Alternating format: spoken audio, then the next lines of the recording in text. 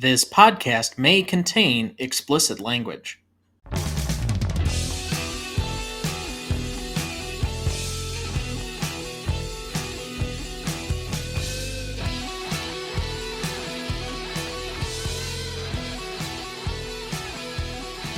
Welcome to the Greatest Movie of All Time podcast, the show that uses a unique grading style to redefine what the greatest movies are. I'm Tom Duncan. And I'm Dana Duncan. We also welcome our returning celebrity guest scorer, host of the Best Picture cast, and our most recent member of the Five Timers Club with his newly minted hat, Kieran B.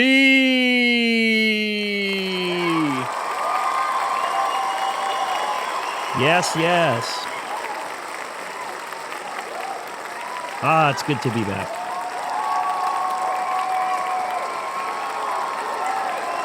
A rousing applause when you have a hat. Yeah, no, I'm told there's two bosses in this town, and I'm riding in on my mule to see what we can do about that. Now, are you the Reds or the Whites? Well, you two are the two bosses, and I'm on the mule. Oh, okay. Now, are we supposed to apologize to your mule? Well, we'll see. He's my personal mule isn't easily offended, so we'll see. All right.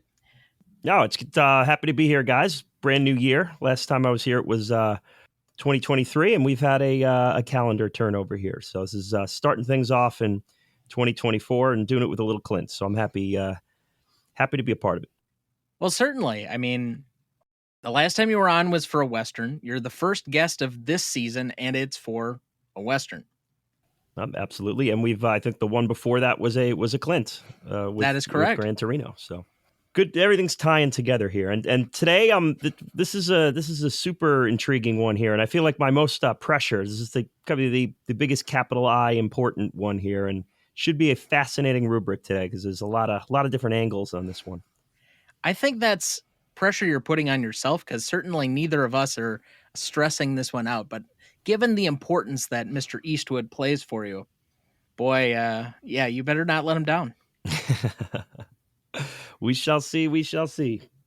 Tonight, for our 197th episode, we discuss the first film of the alleged Dollars trilogy from 1964, directed and written by Sergio Leone, with Adriano Bolzoni, Mark Lowell, and Victor Andres Catena. Music by Ennio Morricone, starring Clint Eastwood as Joe, or, if you prefer, the man with no name, despite having a name, Marianne Cook as Marisol, Gian Maria Volante as Ramon Rojo, W. Lakshmi as Sheriff John Baxter, Sieghart Rupp as Esteban Rojo, Joe Edgar as Pipero, Antonio Prieto as Don Miguel Rojo, Pepe Calvo as Selvanito, Margarita Lozano as Consuelo Baxter, Daniel Martin as Julio, Benny Reeves as Rubio, Mario Brega as Chico, Bruno Carotenuto as Antonio Baxter, and Aldo Sambrelli as Manolo. And Chef Boyardee as Spaghettio.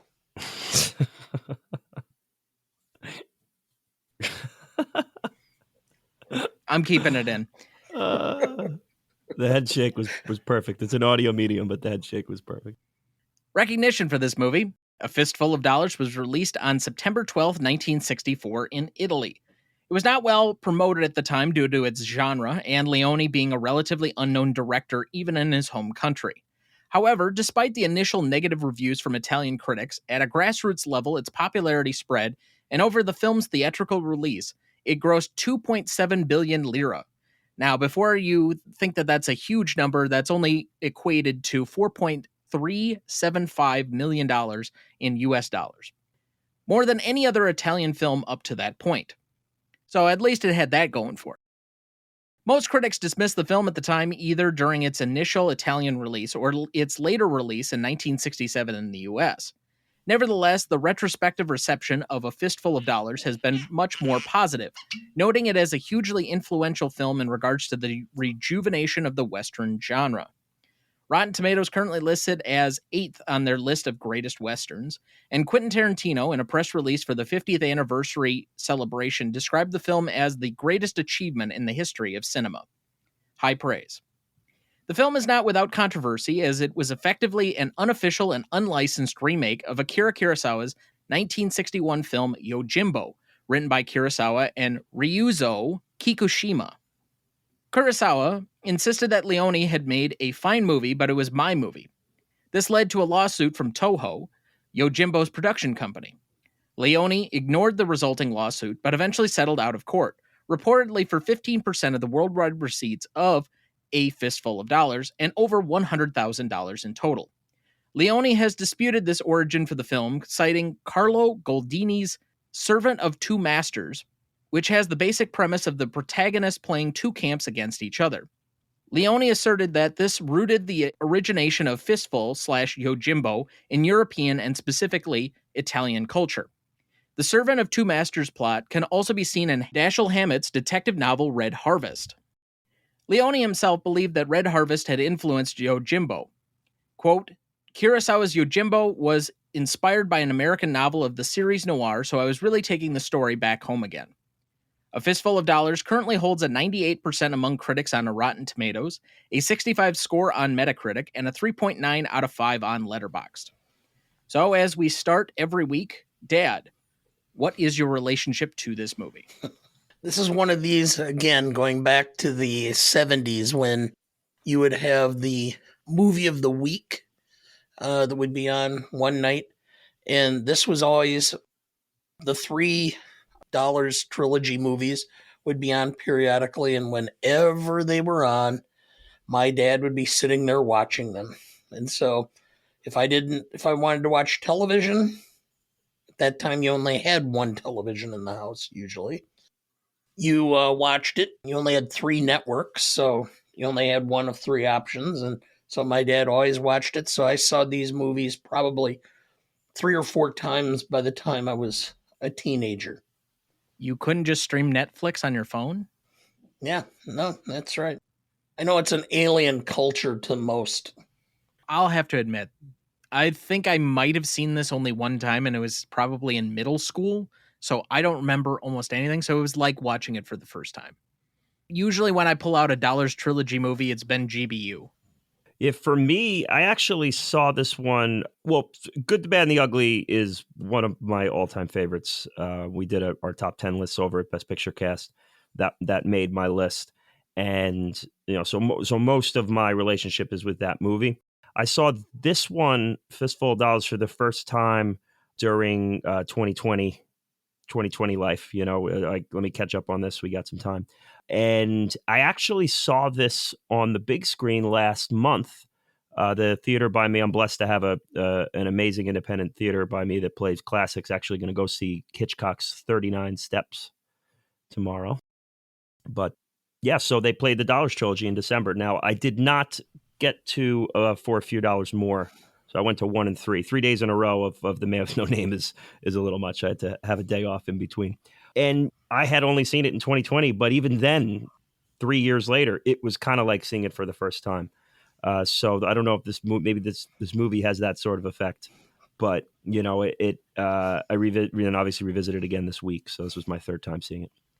Yes, I can also appreciate that I too watched this one, watched the full version of A Few Dollars More, watched half of GBU, and got in about half of Yojimbo just in case, so that I could do the real novelty comparisons when we get to that one. Because unlike most times when classicness is our toughest category, I think novelty will be the toughest category to score this time.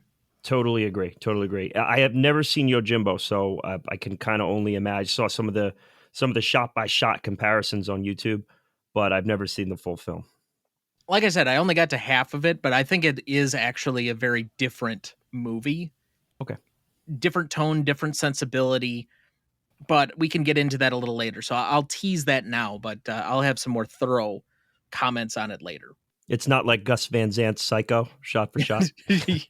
No, with the exception that Vince Vaughn and Anthony Perkins are vastly different actors. So what is the movie about? There's a lot of greed in this movie, is obviously in the title, pretty much. But there's a bit of war hungry wrath in there too, where you have two sides fixed on conquering, and could live in peace in their areas, but their desire for more and more leaves them vulnerable for the outsider to come in and test their weaknesses and test their wit. So to me, there's a little bit of Tower of Babel going on here. It's funny that you mentioned that because I also went Old Testament on this. Think of the amount of commandments that are broken in this particular movie. Thou shalt not kill, lie, steal, have other gods, specifically money, covet thy neighbor's wife, or commit adultery. I think we crossed the Rubicon of at least 7 there. And are they honoring their father in there too? As the brothers are kind of defying the father a little bit, right? Sure, I'll take it. Yeah. So, I mean, is there a Saturday somewhere in the course of this? So we disrespected the Sabbath day? Other than that, I mean, they're probably golden. There's some grave digging. That's got to be a commandment. So if there's a bunch of locusts that come out of nowhere at the end of the film, we know why. There you go.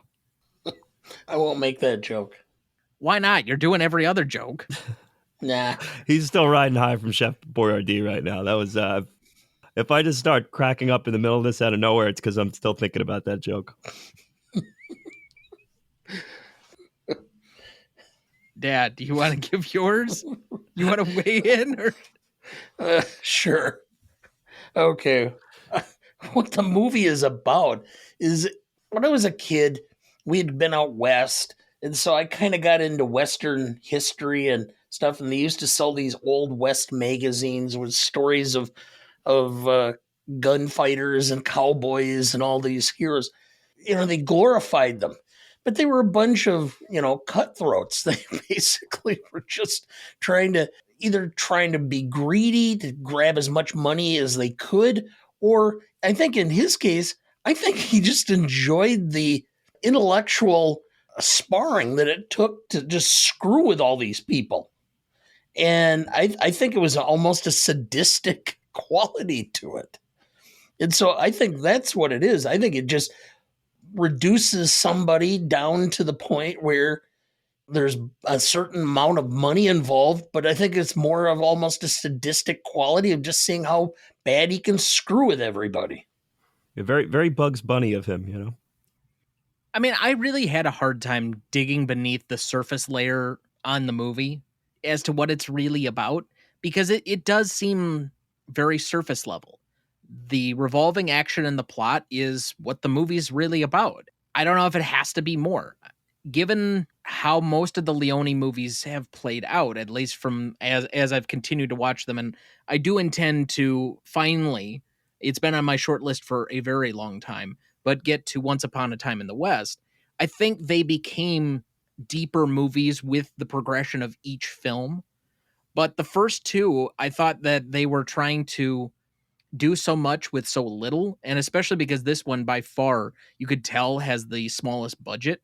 They don't really change a lot of scenery. They're using the same locations and the same sets over and over and over again. Nobody's really doing any costume changing or anything major. There's no basic makeup besides the blood spatters, which, to borrow a phrase from a certain host of another community podcast of ours, looks very finger painty. Absolutely. Yeah. But otherwise, it's kind of a recreation. They didn't have a lot going for the script, and they borrowed from it, and that's why it's only 98 minutes.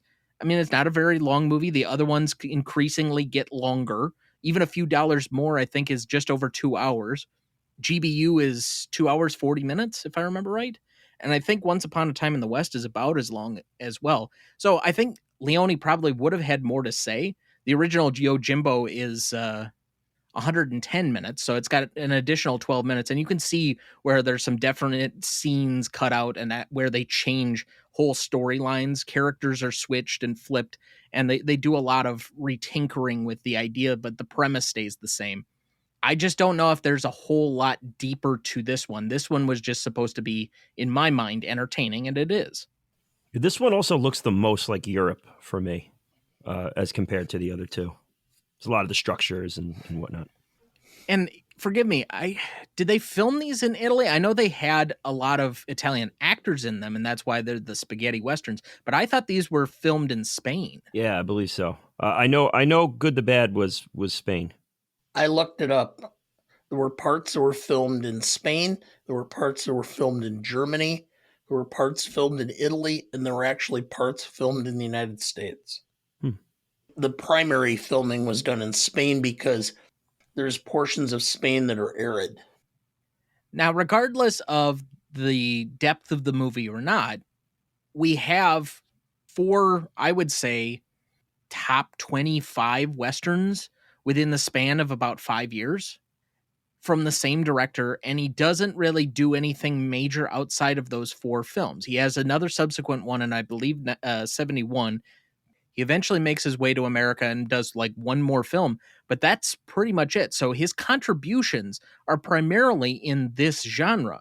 And yet, I would argue he has not only a reinvigoration or a re-inspiration of the genre itself after the Western had kind of been overplayed or overdone in America, particularly from the white hat versus black hat, which even Clint commented that one of the major differences he was looking for in playing something else was once he got off of TV, got off of Rawhide, he wanted to do less good hat versus bad hat type of acting and do something that was much more layered.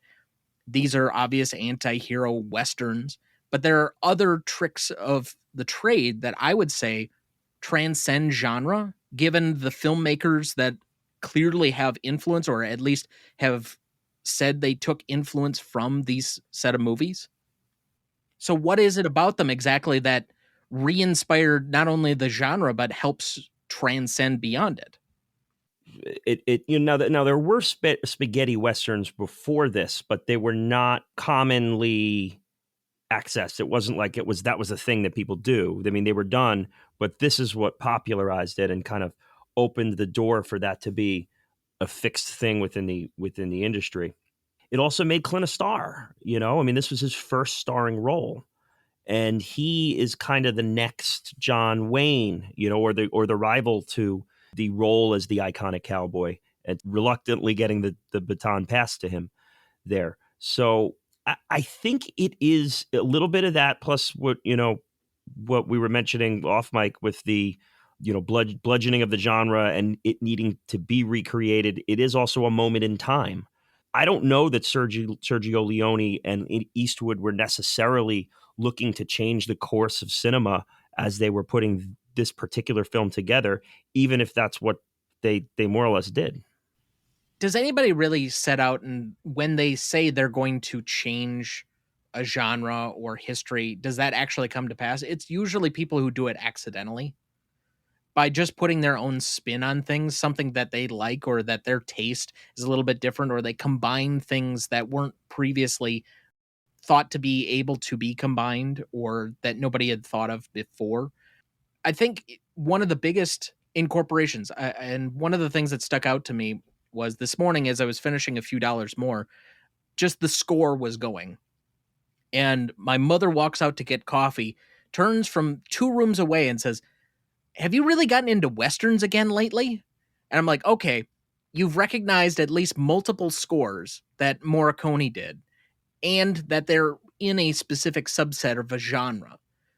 So there has to be some like connective fiber between the scores and between obviously Eastwood, the look of the movies, the extreme close-ups, the tension between certain scenes. And yes, there are the obvious cliches of the gunfighter and then testing somebody else and getting into some sort of duel at the end of his movies. That happens in just about every one of these. I mean, those extreme close-ups for particular tension, you can see that in a lot of movies. I've seen that in Scorsese movies. I've seen that in Tarantino movies. I've seen that in Peckinpah movies. Obviously, you see it in Clint's movies. Not The Rookie, but other movies, better movies. Well, all right. Let's put it this way. Okay, each generation has a tone. Coming out of World War II, the tone was that those who came back survived, and they threw caution to the wind because they were going to live. They saw death, they survived death, and they were just interested in the hedonistic aspect of it, which led to the whole sexual revolution and the Playboy clubs and all that.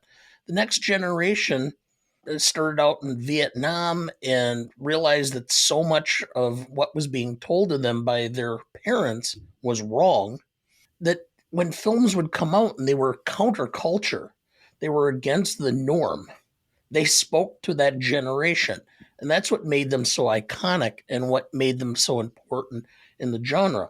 It was whenever you put a film out in a specific area, a genre, and it spoke to that generational tone, then that became an iconic moment for film. So I'll just combine two of the things that both of you have mentioned so far and steer us in a slightly different direction. But if redefining a genre is a moment in time, put us in that moment in time, Dad. You're usually the more historically inclined of any of us on this particular show. I mean, the Western is somewhat overkilled in America to the point that we're having to shift these into completely other countries. But at the same point, we have an influence of European directors. This is about the same time that we get Fellini and Godard and the French New Wave around this time. What is it exactly that we get out of this time period that makes these historic? So let's go back a second, which was that in the 1950s, there were a lot of Westerns being done because they were popular. The studios, though, were suffering because television had eaten into people going out to the theaters on a regular basis. So the studios were looking for a way to make money. And so they would have all these elaborate sets that they had designed for films that were just sitting on the back lots being vacant. And they redefined television, which up until about the late 50s had been live television within a studio in New York, sometimes Los Angeles. The studios came up with this idea of recording films. They had all this stock, so they did a ton of Westerns, and they developed the idea of commercials instead of a company sponsoring an entire show. And so they could sell increments and do it filmed. Well, you ended up with, I think there was 28 Westerns on in 1960. It just beat the horse not only dead, but to a pulp. And, it died out. So by the mid 60s, when people are starting to have questions about Vietnam, I mean, the Kennedy assassination kind of threw everybody into convulsions. There's all these turmoils, the rise of the civil rights movement, all this going on. And so they were looking for outlets. And so everything changed. Before this, what was the popular war film? It was The Dirty Dozen, which were 12 convicts who become heroes. Except The Dirty Dozen comes out after this movie. It's in the same. It's 67, so it's in the same era. But I mean, it leads to a whole bunch of these. From this, Clint goes a couple of years later, 3, I believe, is when Kelly's Heroes came out. Again, it's all about the counterculture. It's everybody being upset and a flip. The hero is not the hero. The villain is the hero and rubs against the grain and becomes the ultimate success in the film. And that's what these films are more or less about. It's speaking to a frustrated generation that is experiencing all kinds of chaos, and they're rooting for someone to succeed who should not succeed. And that's what speaks to them because of the circumstances and events going on at that time. We're also getting inundated with musicals at this time, right? In the mid 60s. Yeah, one you just covered.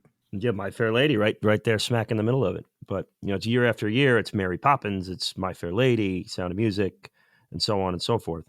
One of the things that listening to your back catalog that I guess I've realized looking through it, but you can only do it if you're looking at the full list of Best Picture winners, is that certain eras can be defined by what wins. So right about, I would say 57 through about 68, it's primarily the musicals, the stage adaptations, and the epics that are the big Hollywood favorites. And yes, the French New Wave, the Italian or European influences certainly have a carryover once you get to one you haven't covered yet, but A Midnight Cowboy, French Connection. By the time we get to The Godfather, it's a confluence of the studio films being inundated by some of those anti-hero themes, and that there's an audience ready for those types of things. The Sting is somewhat in that capacity of a charlatan being your overall hero or your good guy, because they're fighting against even worse people than they are. Yeah, You it know, didn't that win the type of Taxi thing. Driver, Yeah. there too. So, and I think that defines about 69 through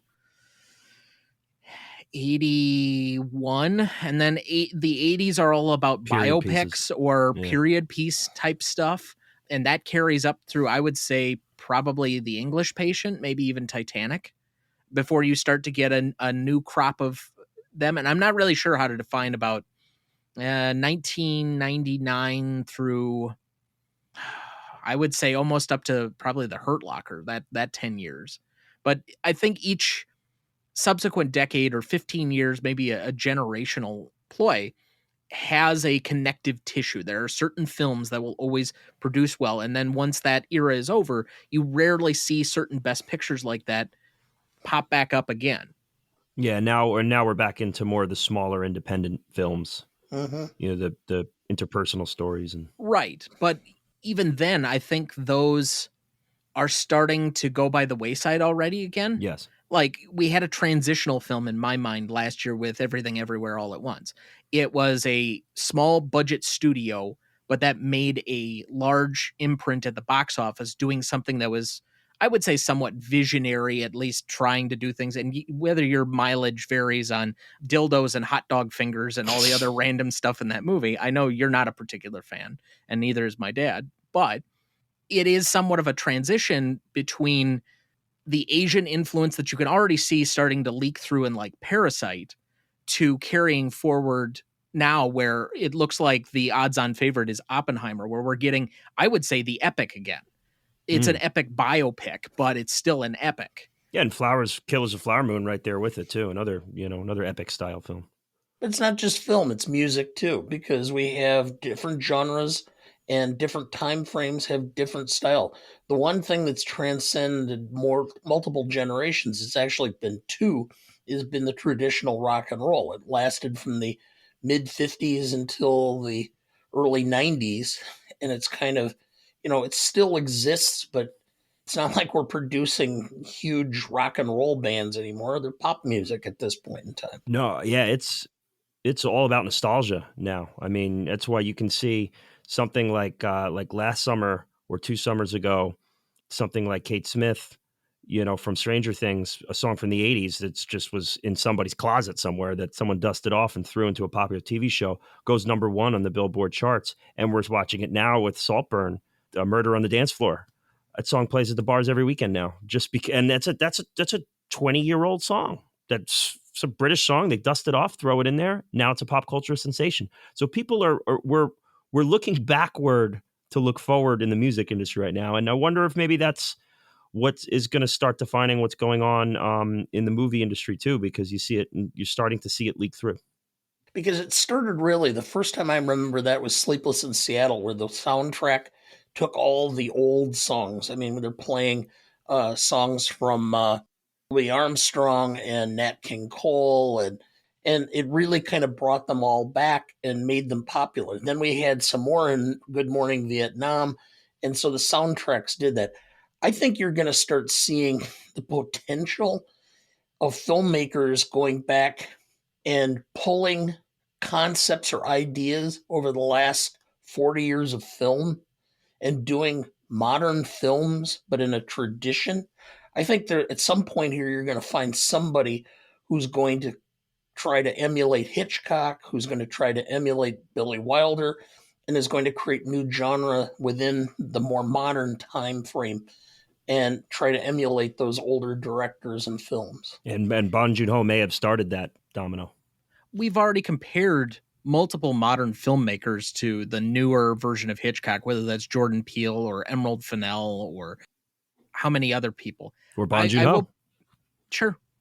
I will push back a little bit on the pop song aspect of it, though. I think Scorsese starts doing it in the 70s, but it doesn't really catch on until, I would say, The Big Chill does that to great effect, where the soundtrack's really good. When Harry Met Sally and Good Morning Vietnam, I think, were both 88, 89. And then Goodfellas does it to great effect in 1990 as well, before we even get to Sleepless in Seattle. But I still think that's somewhat of a time where we got more pop influenced soundtracks as opposed to the orchestra ones. And I do think that with certain modern directors, we're getting a callback to, I would say, the classic 50s, 60s orchestra scores being utilized again, even for smaller films, because it's more accessible than it's probably ever been to get a few just very decent pieces. Like if you got a string quartet together for a certain point in a movie, if you had something that needed to be subtle and undersold but heavily emotional, you could do string instruments and make it work comparatively to what you used to do. Not everything is going to have those things. I mean, it's not like your run-of-the-mill Cary Grant film every 3 or 4 months that's going to be overly sappy with some heavy dramatic orchestra music, but we're still getting a lot more influence than we used to. Yeah. And I mean, if we're talking early 90s, I mean, back then the soundtracks were, I mean, that was a thing. That was a part of the culture. You'd have number one songs all the time, whether it was from the Disney films. I mean, The Bodyguard was one of the top selling albums of all time, which is crazy for that to be a soundtrack would sell like that. But that doesn't happen anymore. Or Costner's Robin Hood and Pulp Fiction Brian Adams, soundtrack right? was like huge at the time. So Batman Forever with Seal and oh God, huh. You had to drop a Schumacher reference in here. R.I.P. I mean, it was bad enough I did a Batman and Robin episode already. Hey, I'm a Batman Forever defender here. So oh, that's the worst one. No, come on. Let's not go there. All right. But I'm going to ask you this one directly. I came up with this question just for you, our resident Dick with hat. Okay. Who is more important to the history of the Western in film, Leone or Eastwood? To me, as a Packers fan, this is like asking who's more important, Lambeau or Lombardi? Yeah, man, I saw this question and instantly started chasing my tail. I'm going to defer to Tarantino here on this, and he spoke in front of a crowd at Cannes in 2014 before a viewing of this film. It's available on YouTube. You can check it out. And he more or less said, he basically called Leone one of the most important filmmakers, and this one of the most important films within the genre. But he said that he couldn't have done it without two important people, and Eastwood being one, and that's the one he focused on, but Ennio Morricone as well. So I do think there is a bit of a trinity there with the three of them. One of the things that he highlighted about Eastwood is that leading up to this point, the lead in these westerns were not sexy. It was not a guy on a horse that the women wanted to tackle and get in his pants. It was a tough and rugged hero who's going to wrestle the bad guy and win the day. The John Wayne with an eye patch, and Eastwood changed that image to now we have a cool star in there. Mix that with the soundtrack, which is so essential to this film, to the point where he had the soundtrack before he had the film, and he made the film along with the music. So I kind of think the three of them, I'm going to give the non-answer, is that the three of them as a union are the most essential part of this genre, and any one of them without the other doesn't, the team doesn't quite ascend to the annals of the Western Cooperstown, if you will. I agree. It's one of the most important film collaborations that we've probably ever had. And it's 3 parts of a whole. But what I'm hearing from your explanation, and by punting, and I knew I was going to force you into this, is that essentially when 2 of them are not present, That means Unforgiven is not a good movie. We're doing some weird Okay. tautology going on here. I don't know that I can All right. check the math on You're that. a show with a potential law student and a lawyer. You didn't think I was going to walk you into one of these? Well, Times? is Unforgiven as impactful without the Dollars trilogy? It's probably Well, not. but that's what I'm saying is his contributions overall to the history of the Western, because he goes on and does several other Westerns. He does the more modern stuff. Leone is pretty well contained to these, and for the most part, he only has one major contribution without Clint. But by the same token, does Clint ever get anywhere he gets without Leone? So it's kind of a chicken and an egg situation. Is he able to ride that wave with it? It is. Success is based upon crossing rays at a single point. It's where different people come together and together they produce. Somebody asked me, well, Belichick's resignation proves that he couldn't do it without Brady. I said Brady did it one time without Belichick, and he had to have a team loaded with talent to do it. And then they just got there. So don't give me that. It's not just Scott Paoli, the guy who was doing all the drafting in the '90s and early 2000s. It's Belichick, it's Brady. They all came to a point and were able to win a bunch of championships. In this particular point, all three of them came together and made these films, which became iconic. Ultimately, the winner is Eastwood because he has had the longer career and he's still going. And you can look at most of his films that are not Westerns and say they really are Westerns. Gran Torino is a Western. It's one guy against the odds trying to reach out. It's a Western set in Detroit. Yeah. Now, how exactly is J. Edgar a Western? Let's not bring up J. Edgar. We were having such a good time. I said a lot of his. I'm not saying they all were. Okay. So now we're putting qualifiers on it. Okay. I didn't qualify. I qualified to begin with. You need to listen, oh student counselor. Nate, can we get a playback on the transcript there? You don't have the transcript? What, you're going to throw the red flag? What the fuck, Nate? Really? This is what you do when you borrow interns from the Circuitverse. All right. Well, Dad, are you ready to dig in more to this? Is the Rookie a Western? Oh, God. Oh, God. Oh. I'm simultaneously looking forward to and not looking forward to discussing that film. My guy, Tommy DeVito. All right. In A Fistful of Dollars, director Sergio Leone crafts a gritty and intense Western that stands as a testament to the power of Clint Eastwood's iconic presence. Set in a desolate border town torn apart by rival gangs, Eastwood's mysterious stranger arrives with a deadly agenda. The film unfolds with a masterful blend of tension, stoic coolness, and explosive gunplay. Leone's signature style, marked by sweeping landscapes and extreme close-ups, heightens the film's raw and atmospheric quality. As the stranger navigates a world where alliances are fleeting and betrayal is inevitable, A Fistful of Dollars emerges as a genre-defining classic that elevates the spaghetti western to an art form. Eastwood's portrayal of the enigmatic anti-hero and Leone's masterful direction create a cinematic experience that remains a cornerstone in the history of Western cinema. Thank you.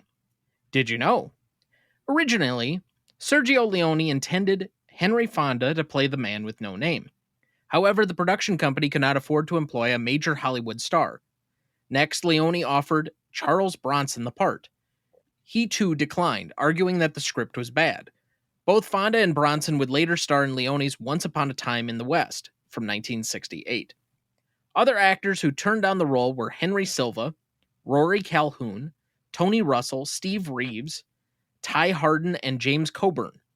Leone then turned his attention to Richard Harrison, an expatriate American actor who had recently starred in the first Italian Western Duello nel Texas. Harrison, however, had not been impressed with his experience in that film and refused. The producers presented a list of available, lesser-known American actors and asked Harrison for advice. Harrison suggested Eastwood, who he knew could play a cowboy convincingly. Harrison later stated, "Maybe my greatest contribution to cinema was not doing a fistful of dollars and recommending Clint for the part." Did you know? Clint Eastwood's contract for Rawhide prohibited him from making movies in the United States while on break from the series. However, the contract did allow him to accept movie assignments in Europe. Did you know? Sergio Leone warmed to Clint Eastwood very quickly and joked that he had only two expressions, with hat and without hat. Very disrespectful. To be fair, I think the Clint school of acting is, how do I act only with my eyebrows? I don't subscribe to any of this. Did you know? Sergio Leone was so enraptured with Ennio Morricone's score that he would frequently let scenes run longer than they should just so the music could play out fully. And we thank you for that. Did you know? Originally called The Magnificent Stranger, the title wasn't changed to A Fistful of Dollars until almost 3 days before the movie premiered in theaters. In fact, nobody had bothered to inform Clint Eastwood of the change, and, as a result, Eastwood remained virtually unaware of the positive buzz surrounding the movie until an agent pointed it out to him in a Variety magazine article 3 weeks later.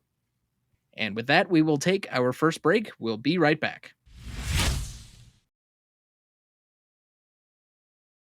Before we jump back into the episode, next week for our 198th episode, we stay in the year 1964, but instead discuss another Stanley Kubrick classic with Dr. Strangelove, or How I Learned to Stop Worrying and Love the Bomb.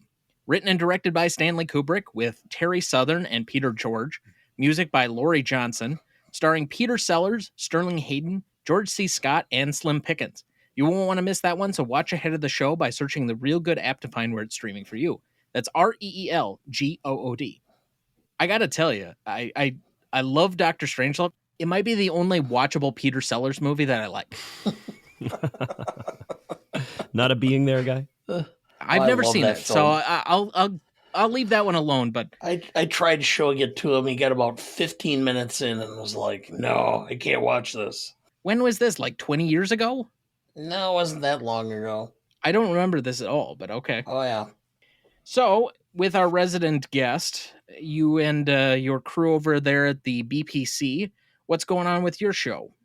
Yeah, we're celebrating our fourth anniversary at the beginning of next month. February 1st, I think, is around when you guys celebrate yours, right? Yeah, we're at the end of February. I think our official date is the 25th of February.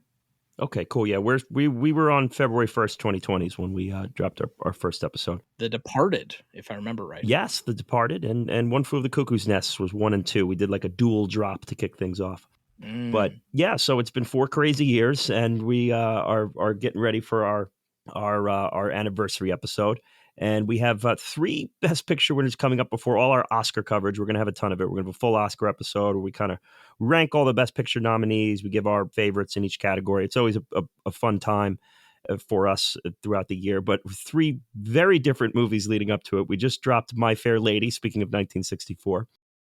We just recorded for Hurt Locker. That's going to be our anniversary episode. And then we have Nomadland coming up. So I don't think you could come up with 3 more different Best Picture winners there, but they are going to work for us on the way up to the Oscar coverage. So Gladiator must have gotten pushed back then. Gladiator will be right after the Oscars. That one will come out. That crew is a little more complicated to schedule with, so we have to find the right day for the 4 of us to get out. One guy lives in Brooklyn, one just had a baby, so it's finding that right day. That was painful, I'm sure. Yeah. Yeah, so it's Best Picture Cast. We have a lot of fun, and we have our next tournament is our comedy movie tournament. We're going to be doing that too, so you can vote on Twitter X for your favorites there. And the winner will do in a World Cup style tournament. The winner will get its own episode. So the only qualifier there is it's a comedy, and it cannot have been nominated for any Oscars in any categories. Not screenplay, not makeup, not effects, nothing. You should also add does not have Tom Green. Well, if you want to win, I wouldn't pick one with Tom Green. I don't know. Maybe road trips trip. at least in the ballpark. Yes, it's reasonable. Todd Phillips. I have not quite gotten to the My Fair Lady episode yet, but I feel fairly confident that the musical lovers over at the BPC did not tear apart one of my father's favorite movies. I will say this, that fans of My Fair Lady will enjoy the episode. You will not. It's there are a certain combination of hosts we could have put together where it could have been real ugly hatchet fest, but no, this is one that a fan of My Fair Lady will thoroughly enjoy. And it won't disgust the person who doesn't like My Fair Lady either. So I think we're pretty representative of all those voices. Because if I remember right, one of the first times that we talked to you, you said that was dead last on your best picture power rankings. I might have said bottom five. But I will say I came into this with an open mind and an open heart, and my cold heart might have grown a little bit larger that day. We'll just put it that way. Well, I'll have to find out how each of my questions was answered, since apparently our shadow Scooby-Doo villain, or our resident Scooby-Doo villain, has been submitting them under my name, even though he could have just sent them from me. Yep. From the mind of Tom Duncan. Scooby-Doo. I'm waiting for him to start a Globetrotters account and mix into that too. All right, well, let's circle back to the film. We had stopped off at best performance. You know what? Because this is one of your favorite people, I have a feeling I know where you're going to go best performance, but Kieran, I give you the floor. Yeah, well, I left a little bit of a cryptic path to get here with my my Western Trinity answer there before. And I might surprise you with this. Well, while I do think this is Clint's best performance within the trilogy, I think this is a director's film. It just kind of plays that way. It's set up. It's very film schooly. It's very shot oriented. I think that Sergio Leone is the best performer in this one. So I went with Sergio for my best performer. I will already just telegraph that I have all three legs of the triumvirate. As do I. Nominated for each one of these categories. Does anybody have anything different? I do. Okay, so we do have a little bit different. I also went Leone in this regard, but it's similar to what I did last week when we did Blood Simple. He was a relatively unknown director. He'd done 2 smaller movies, but to take his vision on, I wouldn't say for the first time, but to expand upon it, I always give a little bit more credit because I think they are more of the ultimate creator than anybody that's necessarily on screen or that they did individual. They are the master of all the sum of the parts. Even if they didn't individually master everything, everything comes under their purview, and to a degree, it's their baby. So I give him a little bit more credit than anybody else, thus best performance. I had Leone also. 3 for 3. I mean, this is a director's film as far as I'm concerned. Blending all of it because, Eastwood's giving his lines in English. The other actors are giving their lines, I believe, in all Italian. And so they only had to dub one side or the other of what the lines were. The cinematography, the cuts, the camera angles, everything about it. It was visually stunning. So I went with Leone. Go ahead and follow up. Best secondary, I have Clint. I really think he did a pretty good job overall. I mean, most of his lines are said between his teeth. He kind of always talked like, and almost every film is kind of like that. He's a very facially expressive actor. Thomas commenting about the eyebrows, but it's not just that, it's the squint of his eyes. Or even, and I can't remember which Dirty Harry film it is where he comes out and he's going to shoot and he's eating a hot dog and he continues to chew the hot dog. It's the original Dirty Harry. Was it in that one? Okay. Because you just watch that and you're going, he's so matter of fact of pulling out his gun and shooting a suspect in a tense moment. He's just continuing to chew. I mean, that's Clint in so much, his facial expression and body language. The Clint school of acting, you always look like you can't see into the sunlight, whether you're taking out Tuco or you're taking out the Scorpio killer or you're taking down Gomez Adams in a car theft ring. You know, it's always the same squint. This is such a cinema bully take that everyone just hops on. One day I will make the world understand the nuance to Clint Eastwood's acting prowess, and that he's a wonderful actor who should have an Oscar win alongside his Oscar nominations. I can hardly wait until we can start having our little things that we can insert in here, because I want troll alert, troll alert. I mean, I can clip that and just drop it in. He just does stuff like this to set people off. Makes for good content. It's a popular take too. It's not like he's going on a wild hot take. That's the Adam move. Oh, he's used to doing it with his mother. The part of it is I think I've come around, especially now that I've seen The Rookie. He's a star, not an actor. I think there are plenty of those in Hollywood. That would be where I ultimately come down. I think he's a better director than he is an actor, just personally, given the stuff he's made. I would agree with that. But I think he has so much charisma that he doesn't really feel like he needs to have a lot of depth in his acting. There are a few exceptions. I will grant you, Unforgiven and $1 Million Baby are probably the two that probably come most to mind for me, where I think he's a little bit more nuanced. He has a little bit more gravity in what he's doing. But even Gran Torino feels somewhat of a throwback for him, that he's kind of, for me, a bit monotone, etc.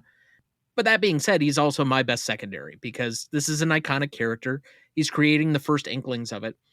Until I'd seen Yojimbo, I would have thought that the cigar was all him and Leone. It's not.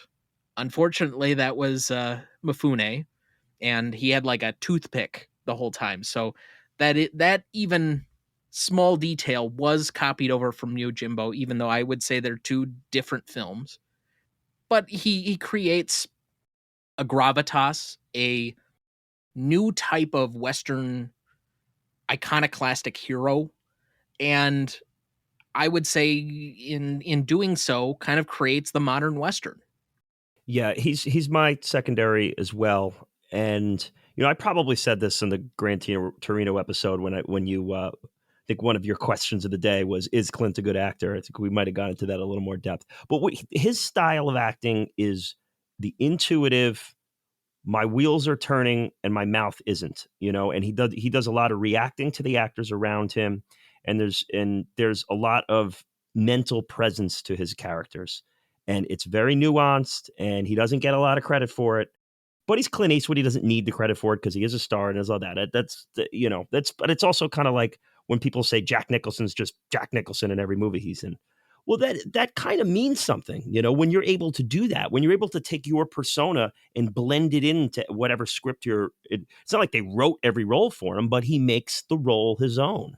I would have said at one time he was a very intellectual actor until I saw him like lecturing to an empty chair.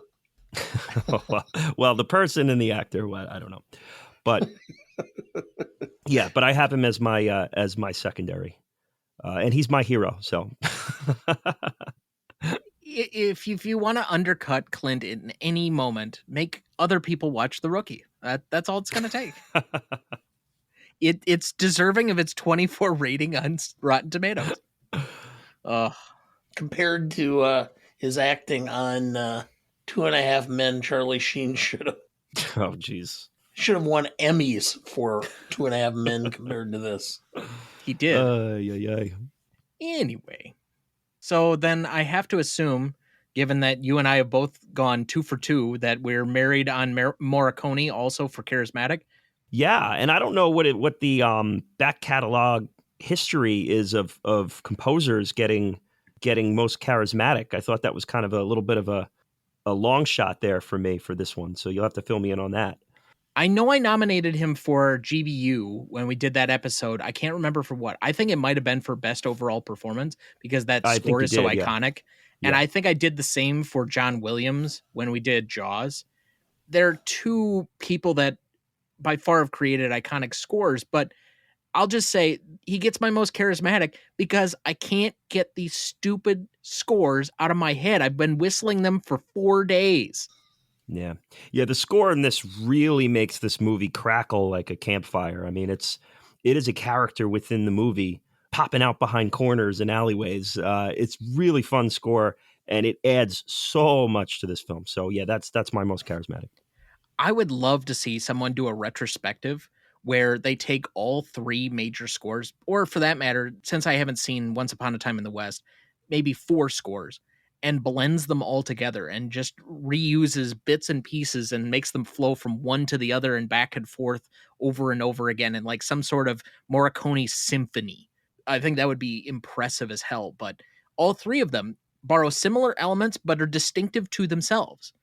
I don't know what it is. And they're all catchy and they all create an ambiance or an energy that, especially with the cutting of it, even though there are elongated takes, as we mentioned, that Leone specifically left the camera on for certain things so that it could play out to the entire score. It never felt like the movie was too long when the music was playing. That was always when the energy rose within the film. And so I agree, it is a character to itself, but it brings more out of the film than you could have probably expected. Again, why I don't know if any of these works if you don't have the score with it. Well, I figured the two of you would go that way. So I decided to go a different direction, just to be different.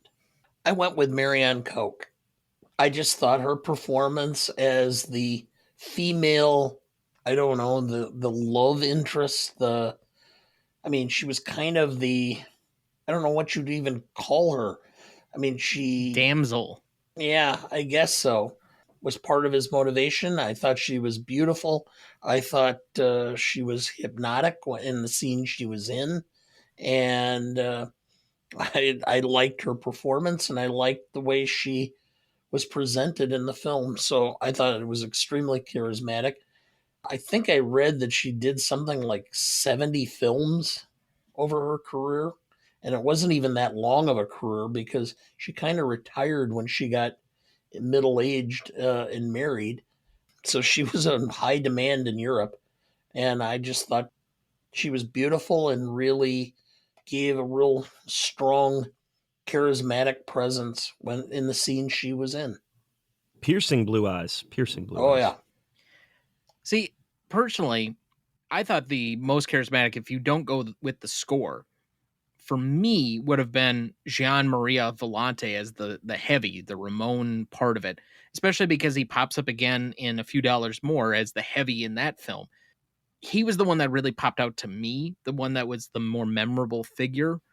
To me, the villains in this were one of my issues with the film. I thought there could have been more charisma on both sides, and the conflict between the two could have been a little more vibrant. That's kind of like one of my overall complaints of this movie is, the brothers. I mean, it sounds stupid to say the brothers look too alike, but I mean, I feel like there could have been more distinction to their looks. Even the Baxters there's not much character to the Baxters. I wanted more out of the villains in this thing. Definitely, I would say the Baxters are underwritten. I don't think there's really any contemplating that, and that comes up a little bit with my issues in the remaining questions, I would say. But as far as the Rojos, like the leader of the Rojos is not particularly menacing or memorable. The two that stick out for me are Ramon because of his connection with Marisol and his obviously being the final guy in the final scene. He's supposed to be the truly big bad heavy. But I think the other one that's a little bit more distinctive to me, not only from the way he looks, but just kind of his costume and his general demeanor, is Esteban. Those are the only two that really stuck out to me. Otherwise, everybody else could have just been a guy. Yeah. Yeah. You had to do it that way because otherwise you would not have been rooting for Eastwood throughout the film. Consider the Baxters to be basically the red shirts in Star Trek. See, I disagree with that just on its face, because in GBU, you have the establishment of three distinct archetypes with the good, the bad, and the ugly. And you're rooting for the good, but you're kind of also rooting for the ugly and the bad at the same time. And they're all menacing. You're just trying to pick out which one you actually want by the end of it. Even though I think your heart's always set on Clint, you're weaving where your allegiances are. And that's why that film works as well as it does. I don't think you have to have throw away character X in order for this movie to necessarily work, unless you're just saying that we're on such a limited budget, we can't afford decent actors. I think this was made for like $200,000 or less. Yeah.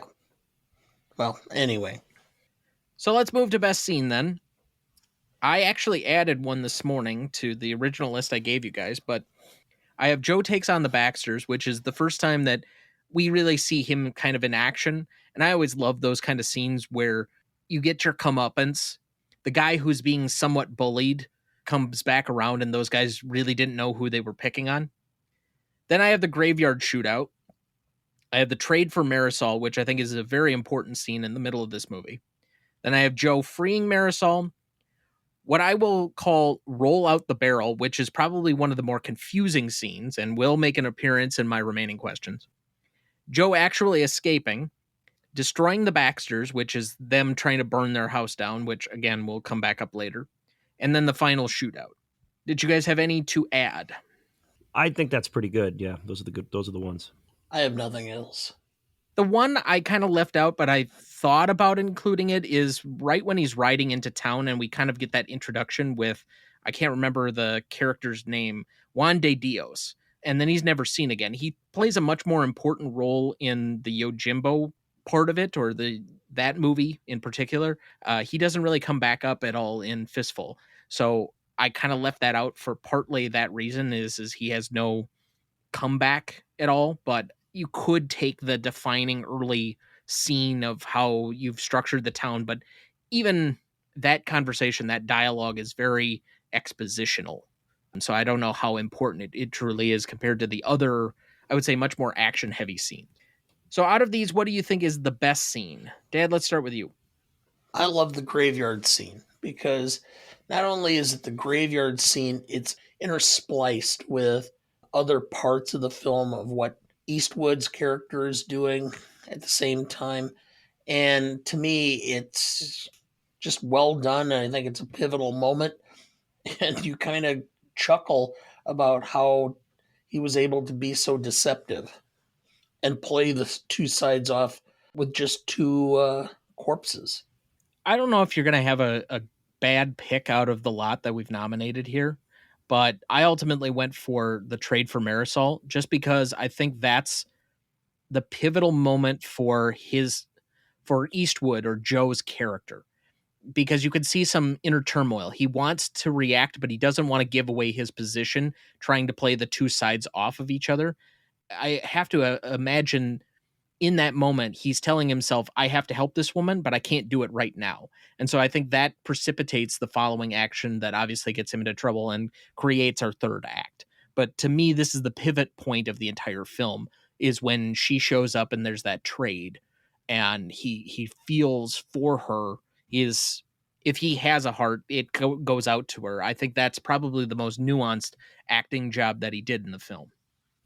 Yeah, so for me, my best and my favorite are his initial takedown of the Baxters. The I'm gonna need 3 coffins, and his showdown with those guys. My mistake 4. That to me is a great introduction to this character that we're going to see for 3 movies, and really we're going to see for decades beyond with his other work. I think that's the moment for me. It really brings us into the world of this character. I went with that as being my favorite scene. As mine as well. Again, coming back to it, I just like when bullies or people that are picking on it, you can see it coming. It's cliche, it's telegraphed, although I'm sure at this time it wasn't exactly that. It hadn't become the cliche, but they're going to get their comeuppance, and you love when it happens. So yeah, of course it's going to be one of my favorites. As far as I would say most indelible, because it's a scene that's inexplicable, I'm going to have roll out the barrel. I'll get back to that with remaining questions, but that scene's going to bother me. You use that phrase, and all I want to do is have a bratwurst. Could probably pick one up on the way home. Indelible for me is that final scene, man. The one from Back to the Future 3, the iron under the chest and the aim for the heart. That's when I first saw this, I'm like, oh, this is where that's from. So yeah, that's just the one that sticks with me. And anytime, because this movie can be a little bit of a slog for me, at least for a 90-minute movie or an hour and 40-minute movie, whatever it is. I mean, in many ways, I think Good, the Bad, and the Ugly moves a little quicker than this one does, believe it or not, even though it's like twice the time. The fact that I know that scene's in the end, it always kind of gets me going with this. So that's my indelible moment. Mine too. You kind of wondered what was going to happen. I couldn't quite remember how it was since it's probably been 20 years since I've seen the film. Of the three, this is the one I've seen less, I think, frequently. That's what I remembered the most, so that's why I gave it the most indelible, I guess, again. But yeah. It always reminds me of Dumb and Dumber too. What if he shot you in the head? Well, yeah, what if he shot me in the head? Well, that was a risk we were willing to take. Bringing up a movie that Dana will never watch. Oh, wow. No, I'll watch it. Honestly, you prevented me from watching that movie for 25 years because you hate Jim Carrey, particularly for Ace Ventura. And yet, when I finally got around to it, I'm like, this is actually pretty good. I'll give it a chance because I've seen some films of Jim Carrey that I actually like. Like The Truman Show and Eternal Sunshine. Yeah. But Ace Ventura just set me on a path. I didn't care for him too much when he was on In Living Color. I thought he was too over the top. And then I watched Ace Ventura, and your mother and I we were watching it with you. You must have been about 3 or 4. And when they did the bathroom scene and he comes out and he goes, "Woo, don't go in there." And you're just rolling on the floor laughing. Your mother says, "I think it's time for you to go to bed, young man, and we to turn this film off." Good choice, because it gets a lot dicier from there. Dumb and Dumber, at least he's sharing the screen a lot. It's not just like the Jim Carrey show. He's got a lot of Jeff Daniels in there too. So it's a fun one. Yeah, I think Jeff Daniels probably makes that movie, to be honest. But, I'm always a Jeff Daniels guy. So it looks like a good spot for our second break. We'll be right back. Before we jump back into the episode, and before we get to the Stanley rubric in a minute, if you're ever curious about our Master Greatest Movies of All Time list that has every graded movie we've ever discussed on the show, there's a link in the episode description of every episode of this show, or you can go to RonnyDuncanStudios.com and find it as the top entry on the Greatest Movie of All Time podcast show page. That has the grades we've done so far for all 182 movies we've graded, and we continue to add more each week. Make sure to check that out as we go and follow along. I would also plug that each individual episode has its own page up on our website as well. You can check out any individual scores or any of the following notes for an individual movie on there as well. Dad, do we have anyone to remember this week? Yes, another long list. Peter Crombie, 71, American actor, was in Seinfeld, Seven, and My Dog Skip. Conrad Palmisano, 75, American stuntman. Batman Forever, Weekend at Bernie's, Rush Hour 2, The Jerk, 21 Jump Street. And yet again, another appearance by Batman Forever on this program. When will it end? And I got to say, Peter Crombie is Crazy Joe Davola from Seinfeld for Seinfeld fans. Got a reoccurring character, great character. Tisa Farrow, 72, American actress. Homer, Winter Kills, Fingers, sister of Mia Farrow. April Ferry, 91, American costume designer. Maverick, Big Trouble in Little China, Rome, The Big Chill, Planes, Trains, and Automobiles, and Game of Thrones. Oscar nominated for Maverick and an Emmy winner for Rome. Alec Musser, 50, American actor. All My Children and model for Abercrombie and Fitch. Bill Hayes, 98, American singer. Did the Ballad of Davy Crockett. Davy Crockett. Oh. And actor, Days of Our Lives. And Joyce Randolph, 99, American actress. She was Trixie Norton in The Honeymooners. Married on the show to Ed Norton, which was Art Carney's character. Unfortunately, I don't really have a whole lot to say on this cast of folks we're recognizing this week. I don't have any real personal connections. Anything from our guest? Just crazy Joe Davola from Seinfeld is an awesome character, dresses up like the clown in the one episode, and I think he dates Elaine, and he's just always lurking in the background around Jerry. So really well portrayed now. Kind of one of the more memorable bit characters in that one. I personally have a strong history towards, or strong feeling towards, old television. I used to watch black and white television on public TV on Saturdays instead of cartoons when I was a kid. And so they would have all kinds of different things. And The Honeymooners, even though it was only 3 seasons, was such an iconic show and it built so much. I mean, the basic cartoon, The Flintstones, is based on The Honeymooners. And so many of the classic lines, and Joyce Randolph, to me, was always a very iconic actress in that part. And so we remember them all fondly with a moment of silence here in their honor.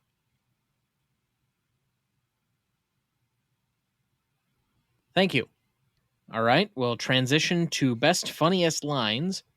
And I only have a few down. It's not a particularly memorable quotes fest from this movie, but I have a few. Top one, Joe. When a man's got money in his pocket, he begins to appreciate peace. Joe, I don't think it's nice you laughing. You see, my mule doesn't like people laughing. He gets that crazy idea you're laughing at him. Now, if you apologize, like I know you're going to, I might convince him that you really don't mean it. Joe, my mistake. 4 coffins. Chico. Our orders are to make sure he does not die, but also to make sure he regrets the day he was born. Marisol, why are you doing this for us? Joe, because I knew someone like you once and there was no one there to help. Now get moving. Joe, every town has a boss. Silvanito, yes, but when there are 2 around, I'd say there is 1 too many. Great business advice there. Juan de Dios. You'll get rich here or you'll be killed. Juan de Dios tolls the bill again. Joe, you shoot to kill. You better hit the heart. Your own words, Ramon. The heart, Ramon. Don't forget the heart. Aim for the heart or you'll never stop me. Joe, when a man with a 45 meets a man with a rifle, you said the man with the pistol's a dead man. Let's see if that's true. Go ahead, load up and shoot. Joe, this is all very, very touching. Ramon, you mean you don't admire peace? It's not real easy to like something you know nothing about. I'm out. I'm out. I got one more. Silvanito. My roulette wheel. That too was murdered. No one ever comes here to play. We spend our time here between funerals and burials. All right. Let's move to the Stanley rubric then. Legacy is up first. Who would like to start? Let the challenges begin here. So legacy from an industry standpoint, I think is a clear 5. I mean, I think that this is kind of on that, it's on that pedestal. You know, it's going to be referenced in film schools. It's going to be referenced amongst famous directors. It's something that is going to be paid homage to. So I think that's an easy 5 from my standpoint. Now, the audience is tricky, and this kind of goes back to, and I think maybe I have a question that I need to get firmed up here for this one. Now, are we talking about like the general pop, or are we talking about people who watch films? Because it's like, you know, this goes back to that Casablanca discussion you had in your revisit of Casablanca. If you ask the average person on the street who doesn't watch movies about Casablanca, of course they're not going to know. But if you ask someone who watches films, Casablanca is royalty. So it's a little tricky. So what's your best? Help me get in the right mindset on that. So the place that I've usually come down when we've had these discussions, the 3 of us would be part of the industry because we create content specifically designed at or around movies and their celebration, their promotion. So we're part of the cog or the machine of that all. But the average Joe that guests on a pod, I wouldn't say is the same. They're not the creators. They may sit around and do stuff, but even film just general fans. So I have a discussion group. I would say they're part of the normal population, but they have to also be included with everybody of the normal population. Like there are certain movies that are so iconic, The Wizard of Oz, that they transcend. And if you've only seen maybe 10 movies, that might be one of them. And it's so broad sweeping with the amount of people that have heard of it or know certain lines, or it's seeped into the culture that it has an impact regardless of who it is you're probably talking to in, I would say, American culture. I hate to express the world at large, even though one of the biggest exports of the United States is culture, or at least has been to this point. So there are certain movies that have broadened out, like Star Wars, to a European audience has legs. Maybe not an Asian audience, because we hadn't culturally exported to those areas in the same way that I think more modern films probably have. But you can at least get a better understanding of the audience at large. Where I come down on the audience for this one, and I had us, I guess, sample or test the 20 to 25 people in our office on Monday for our staff meeting, as we mentioned on the Shane pod, which unfortunately, when you made a reference that Shane would be mentioned in the first 5 of everybody, Shane wasn't mentioned in the first 25 of anyone. Yeah, so I got a little pie. I got a little pie on my face from that one there. So yeah, unfortunately, I concede that battle. I think this, unfortunately, is one that is a recognizable name, but many details about it are going to be fuzzy. Anybody outside of Clint Eastwood, no one's going to be able to name, because there aren't any memorable actors that pop up anywhere else, because he is the star and everybody else is a European or Italian actor. So that prevents a little bit, in contrast to at least The Good, the Bad, and the Ugly. You have 3 of them, and you can say they're, especially if you're a film fan, Lee Van Cleef or Eli Wallach, you could at least give multiple people that are in that film. It's not the same here. So I think that it's going to unfortunately get a lower number than if it were just film fans. So here's where I'll go, is because the Western genre is in itself is going to struggle in this type of category, because I don't know how many Westerns, outside of the, The Good, the Bad, and the Ugly, and maybe a few more that we named last time, are fully survived in the general population. I would say there's probably a short list of 10 that transcend, and that's probably the max. It is maybe 10. But I will say this, Clint Eastwood, and it's Clint Eastwood's first lead role. And Clint Eastwood is a household name. So the fact that it's his first lead role and he's a household name will be enough for me to float it with a 3. And the presence of that final scene being in the Back to the Future movie, albeit the third one that, people sleep on a little bit, it's still from this and has made its way into pop culture through that. So I feel good with a 3 there, a 3 and a 5 for an 8 for me. Now, the one challenge that I had with this, because we primarily have, with exceptions, when we did a certain international film, such as we tried to look at either impact and significance or legacy, 3 Idiots is a good example, or Your Name, that we did. We measured it more on the audience it was intended for, which is the market it originally came out in, or if it had seeped into other similar markets in Asia, because it wasn't necessarily an American film. Where I find this category particularly difficult is, and it probably is even more difficult in impact and significance, this movie didn't come out to an American audience until after GBU. And so while it is technically the first one, if you're going American centric, as I know most of our audience, or a vast majority of our audience, is American, does that make it a bigger difference? I think it has more to do with impact and significance than legacy. But how many people know the true order of the Dollars trilogy anyway? Yeah, but when we're talking legacy, though, even though it came out after, the performance evolved from this. So the legacy that was built in Good, Bad, and the Ugly, even though the public saw it first, it inherited into that legacy. So I'm good with my 8. I think that's where I'm staying on. Industry, I also have a 5 because it launched Eastwood's career. When you look at the films he did in succession from about 1967 until about 1975, I mean, bing, bing, bing, bing. He was hot. He was in high demand. At that point, he started doing some transitions and he did some of those, I don't know, more questionable roles like Bronco Billy and Any Which Way But Loose and a few of those. But he was hot. So I'm going to give it a 5. But for the public, you can mention the film and people have heard of it and they know Clint Eastwood's in it. They don't know who directed it. They may have seen it, but that's even limited.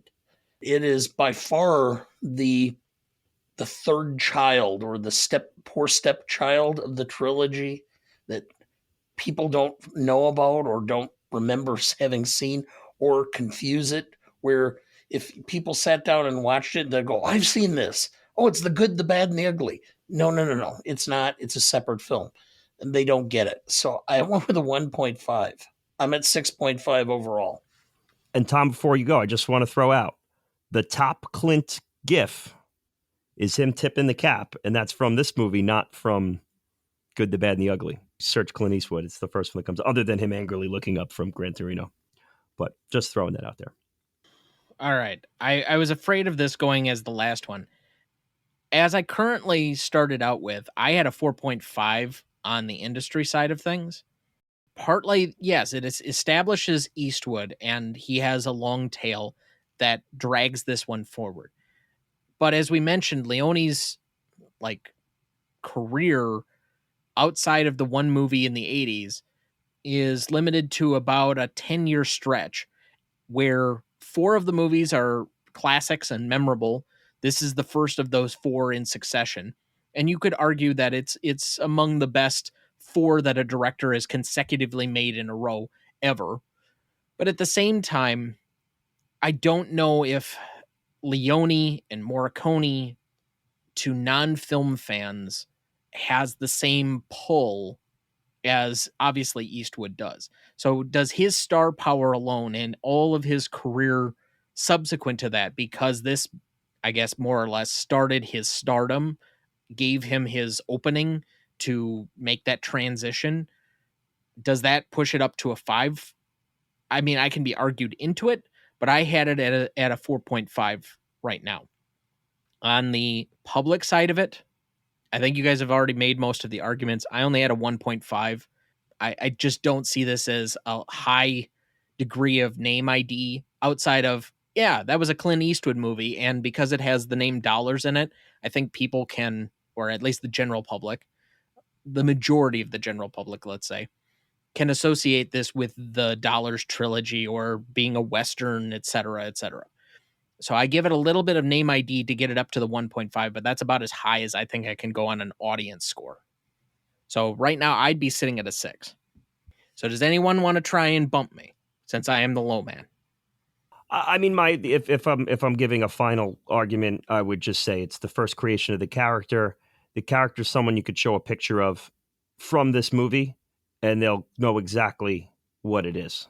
Now, will they say the title of the movie? They might say Good and the Bad and the Ugly, Good, the Bad, and the Ugly. They might say that first because that movie's a little more popular, of course, but it blends off the legacy of the first one. So I just think showing like a still, like if I show someone a still from Stalag, they're going to go, they may know William Holden.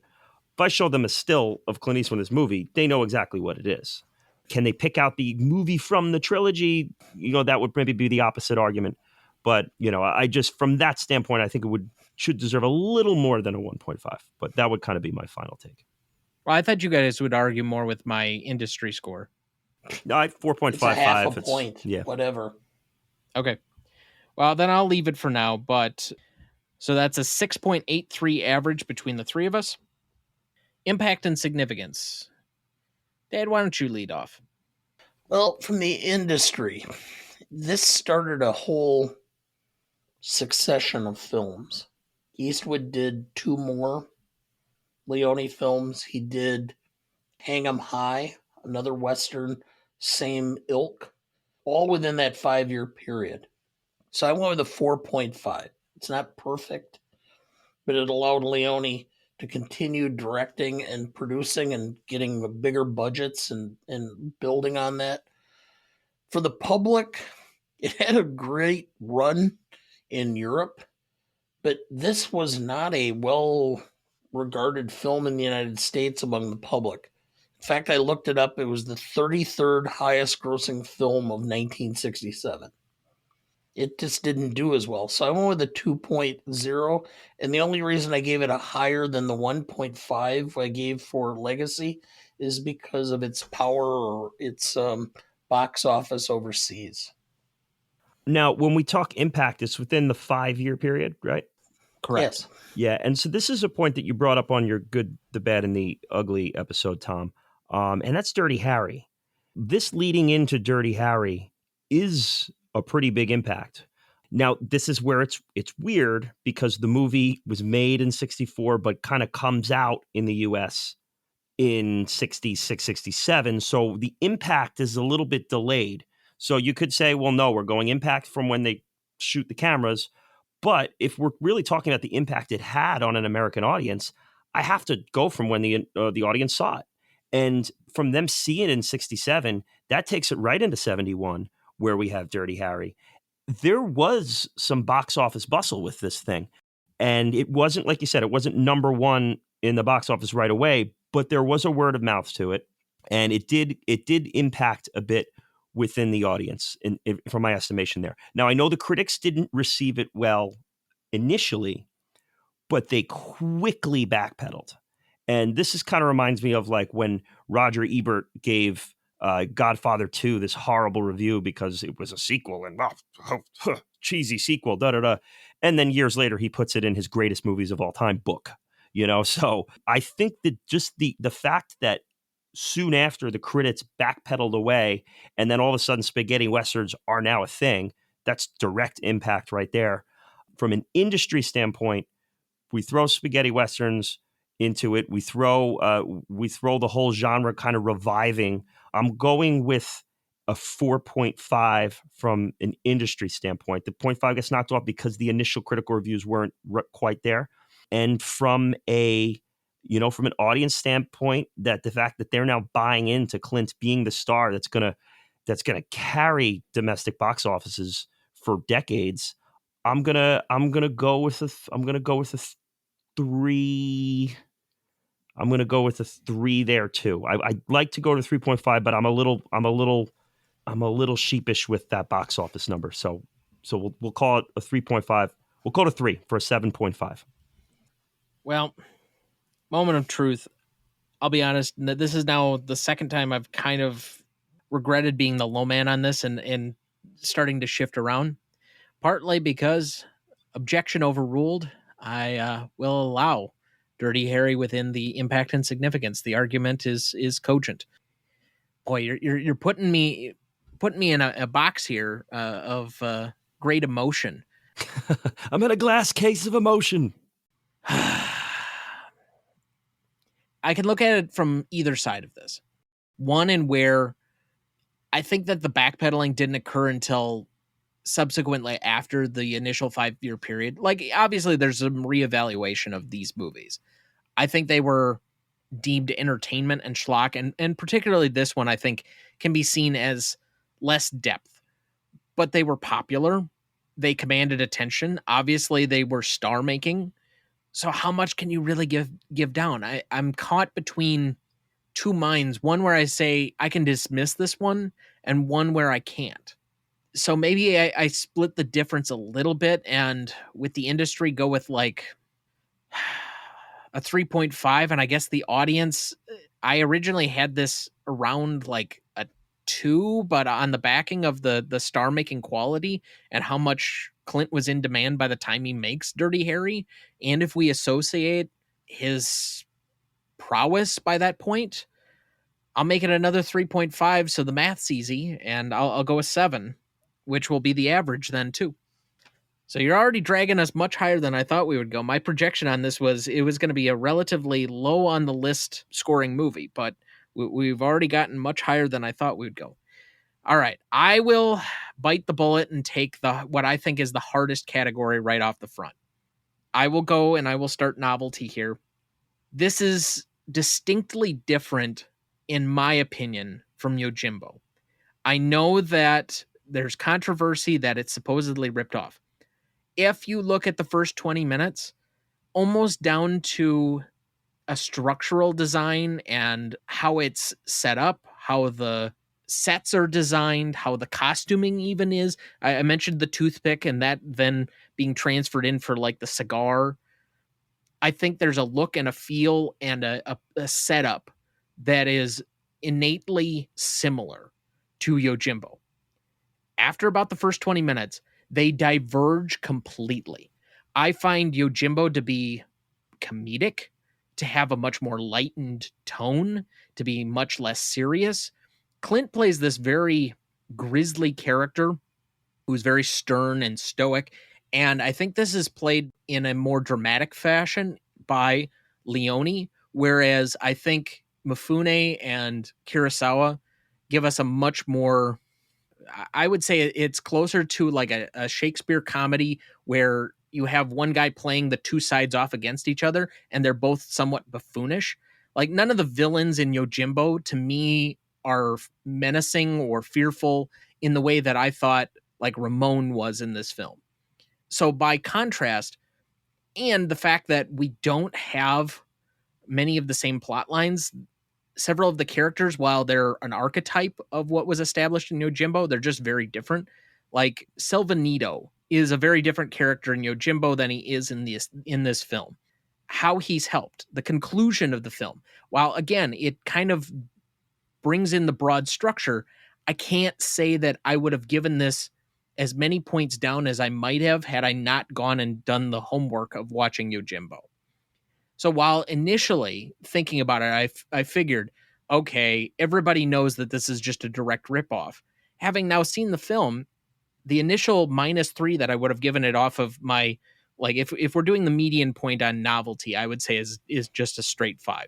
That's your average movie. It's well executed, but not necessarily novel in any capacity. It's a cliche, but it's a fairly well done cliche. That's about middle of the road 5 for me. I would have said because this is a ripoff, so it's even less novel than it would otherwise be, I would have given off at least 3 points. I'm going to bring that up. I'm going to split the difference and say it's only off about 1.5 on that. But I also think the Leone movie is much better executed. I think the camera work is much crisper. It's actually trying to do more with the visual storytelling elements of this. I think the score is much better and much more suited to how I want this storyline to play out. So from an execution standpoint, I got to kind of give additional points beyond that having seen the other one because I kind of actually prefer this. Unlike when we did our compare and contrast a couple of seasons ago and we did Seven Samurai backed up by Magnificent Seven, I thought Seven Samurai was the much superior movie. I'm kind of the other mind. I think Leone actually did a better job with the subject material and the premise than Kurosawa did, which is not something I would have thought I would say, having really not experienced either film or not having remembered experiencing either film before this week. So if I add back in some of the execution points, let's say, I think stylistically, I'm willing to give it about an additional 3. So if we take the 1 point off and then we add 3 back on, I'm at a 6.5. So use that how you will, gentlemen. Well, I mean, you obviously covered a lot of ground there. I'll say, it's such an odd property because it's a remake that's the first of a trilogy, but it comes out after the first 2 of the trilogy came out. It is such an odd property. Well, and they're not exactly a trilogy other than they have the same it's a 3 loose pillars. Trilogy, right? Yeah. And the fact that they came out of order makes it even more confusing. It might be the most influential remake of all time. Ben-Hur, maybe. Ooh. Ben-Hur probably is. Yeah, that's got to be in the conversation. I know there's a few different. since we've had 4 iterations of A Star Is Born, I mean, Okay. yeah, Yeah. Maybe that. So you'd say maybe the Judy Garland one. I don't know, because every generation seems to have their own spin on it, much like every great actor eventually has to do Hamlet. Oh God! Oh please, no! Don't invite me for the Hamlet episode, please. Yeah, so it's super weird. I'll say the novelty of it is the score and the lead character. I gotta knock off points for the fact that remaking the samurai film as a Western isn't that novel because you have the Magnificent Seven before. So I'm knocking off a little there. Ultimately, defer to that 6.5. I think that's fair. I might have said 6, but I was a little annoyed at your 1.5 earlier, so I'm gonna go 6.5. We'll do that. Okay. Well, this is a counterculture Western. There's only one other Western that was done before this was done. I don't care about the release date. I care about the direction and making of. The Searchers is the closest thing to a counterculture where John Wayne is kind of almost villainous because of his maniacal pursuit. That's the closest you come to a counterculture Western. High Noon? I couldn't find another one. High Noon would be what I would think too. But even then, that like Gary Cooper's kind of a white hat in that. Yes. Yeah, but he it is. is I don't know. It's different from the Westerns that were being told, but it's not in this same capacity. Like I would definitely put a separation between those two, but that was the other one that I thought of. Okay, point taken. Yeah. So I have to give it higher scores for that.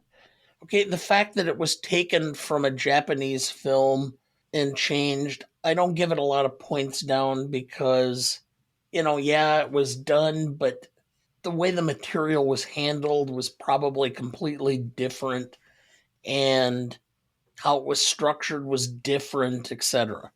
So I went a little bit higher than both of you. I went with a 7 because it took a huge risk by the way it was presented in this genre. I think it took a little bit of balls from Leone to do it this way. I have a 7. That's a 6.67 average between the three of us. Classicness. Dad, I will offer this up to you to start. A lot of bloodshed, a lot of blood, a lot of shooting, a lot of that. Okay, it's the Wild West, so of course that's really what it was. I didn't see any reason to put it down too much for that. The way it handled women, they were subjugated, they were abused. That's the way it was in the Old West.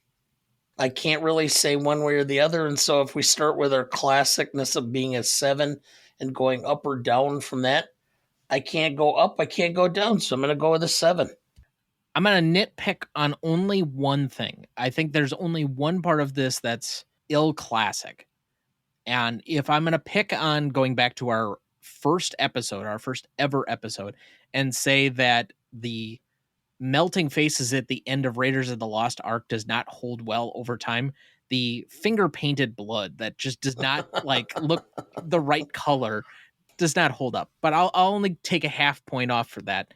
I still have 2 additional points because I feel this blooms classicness from how much influence and impact it's had among the people that have taken some of these artistry points. And even if you want to say, okay, this is the first one, this gives Leone the license to do a few dollars more, Good, the Bad, and the Ugly, Once Upon a Time in the West.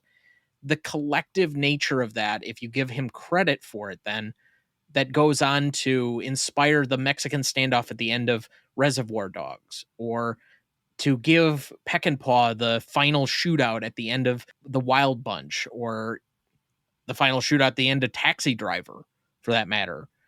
Certain close-ups, the camera work within this, the blended scoring. I think that this actually adds a couple of points back if you even give it indirect, the revitalization of the Western as somewhat of an anti-hero. I could actually put that if you don't have these movies and the revitalization of the Western, the star-making quality of Eastwood, you don't have Dirty Harry and you don't have Indiana Jones. So I think there's even an indirect case for why these have aged well and stay with us as quote unquote classics. So I'm going to go for an 8.5. Okay, since I'm sitting here with a lawyer and a lawyer to be, I'm going to channel my inner lawyer and refer to an earlier court case, and that would be the G-Mode episode on the good, the bad, and the ugly. And you guys came up with a 9 for that one. And I think one of the things that you looked at on that is that there wasn't really a lot of women in it, and the ones that were basically very diminutive. And this one's got a girl boss in it. So the women are definitely more heavily represented here. I mean, one of them was Dana was your most charismatic, so they're definitely better represented in here. I don't see this as any more or less classic than the good and the bad, the ugly. Outside of that, maybe that one point. I think they fit right into the same groove. So I'm going to stick with what you guys came up with for the good, the bad, and the ugly, and I'll stick with that 9 for this one too, for this and the trilogy. Okay, your point about the female boss, I like. I'll actually raise mine from a 7 to a 7.5. So that's an 8.33 average between the three of us. Rewatchability. All right. The are we using the Kieran test or are we using the piss test? We're not using any. We're not using any of that other guys. You know, he's probably trademarked it by now. He's proud of himself. Good for him. He could test his piss test in all the Marvel movies that he watches. I might surprise you a little bit on this one. I don't really find this one super rewatchable. This one is kind of one of those, like, I respect it and I view its importance and I view its responsibility in giving me one of my favorite movies in The Good, the Bad, and the Ugly. But this kind of plays like the vegetables you push around your plate a little bit. Like, there's times of this movie I'm not having so much fun. I am checking my phone. I'm wondering how much, and it's not a long runtime. So, as far as will I put it on? Yes, I will, because I'll coach myself into liking it more and more and realize the importance of it. It's an academic type of film. It's one that's going to be brought up in film classes. It's one that Quentin Tarantino is going to yell at you about. And it's an important film if you care about the history of film. So I'll give it the steady 3 on the will I put it on from time to time? Sure, I will. But I'll have to be in the mood to do that. And there will be plenty of times where I'm not in the mood to watch this. Honestly, if it comes on, I can't guarantee you I keep it on. There might be times where it's like, if I'm going to do this, I'm going to do Good, Bad, and the Ugly. I'm going to rip out my 4K and throw that on, and the 3 hours will go quicker than the short of 2 hours in this one. So I'm going to give it a 2 from that standpoint. So we're going to call it a 50-55. If I'm in the mood, I might. If I'm not, I'm certainly not. So it's going to be a 5 for rewatchability for me. It brought back a lot of memories of watching it years ago, and I enjoyed it. And it's a film that I will watch again. I don't know if I'll necessarily turn it off if I find it on. I may watch it for a while, depending, of course, on how far into the movie it is. I think the last half plays much more enjoyable and quicker than the first half. The setup takes a while to unfold, but the ending has much more interest to me anyway. So I went with a 6. Yeah, I also have a 3 for the likelihood that I would put it on. It's probably going to be for certain academic pursuits. I don't think this is one I would classify as putting on for fun. Like, I started to think through what each individual number is. 5 is going to be one of my favorites that I put on, like, when I'm feeling sick and I don't want to necessarily have to pay attention to something, but I know the beats of the movie so well that I could probably take a nap and it's not going to matter, because I could pick it up 20 minutes from now. I could pick it up an hour from now, and I'm not going to lose anything in the movie because I've just seen it so many times. 3 is more of the category of, this is important enough that I could see myself coming back to it 6 months, a year, 2 years from now, and putting it on and saying, okay, yeah, I remember why this is important. I'm getting a little bit more out of this movie. I want to see what I can glean more from this. The leave it on, I think the runtime for me and the propulsive action, I think the further on in the movie you go, the better chance I'm going to have to leave it on. Because it's a shorter runtime, and because I think once especially you get to about the barrel scene, you kind of have a downward momentum or downhill momentum. I don't have as much problem leaving it on. If it's like really early on in the movie, like when he's first arriving to town, I think I'll take a point or so off on that. But I could see myself very easily finding this on about 2/3 of the way in or a third of the way in and not having a problem finishing the movie. Just about anything after the graveyard scene, which depending on which lighting you're seeing, that was the one that was the most confusing to me, is I couldn't make out a lot of what was going on in that scene. And so you had to go online and read kind of the plot synopsis to understand everything that kind of happened in there. But anything after that, I find to be a very gravitational pulling scene for me. So I have a 4 on that for a 7 overall, which makes the average a 6. I just want to throw out too, is the fact that I saw this in theaters a month ago and then watched it for this here. If I was a little salty in my rewatchability, it might have been because to me, like if it were truly rewatchable, I'd be like pumped to fire it on again. And I was more like, oh, I just saw this a month ago. I guess, here we go again. So that I think that factored in. And I do want to say, Adam, I love you. I give the streaming circuit in the listenability category a 10. So there you go. But The Town is not necessarily the most Boston movie of all time. No, I give that take a 0. It's not his fault. It's not his fault. All right. Now, audience score on this one, we have an 87 for Google users and a 91% for Rotten Tomato users, giving us an 8.9. So to recap the categories, we had a 6.83 for legacy, and a 7 for impact and significance, a 6.67 for novelty, an 8.33 for classicness, a 6 for rewatchability, and an 8.9 for audience score. Now, I know we did this the last time, but do you remember what your highest scoring guest appearance has been so far? I think it was Lost in Translation. Do you have it? I don't have it in front of me this time around. That was more of my my numbers, my stats for the hat. You broke the top 90 or so with Shane the last time. Okay. Before that, Lost in Translation had come in at a 46.45. Shane is currently at a 47.96, and that's in the top 75 or so films at the moment. Got it. So, and AFI top 100, so I feel good about that. And I think I said that, yeah, but I actually like Lost in Translation better, but I feel good about Shane being the top ranked one. And remember, I do get some deep cuts around here. I choose the deep cuts. That's very correct.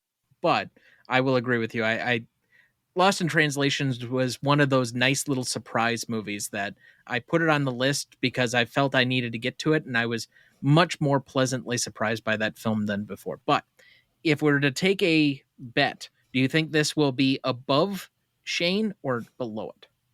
Coming into this, I would have said below it, but the way the numbers are shaking out, I don't know. I don't know how many possessions we're going to have to catch up here. I don't know. I think it might have broken Shane.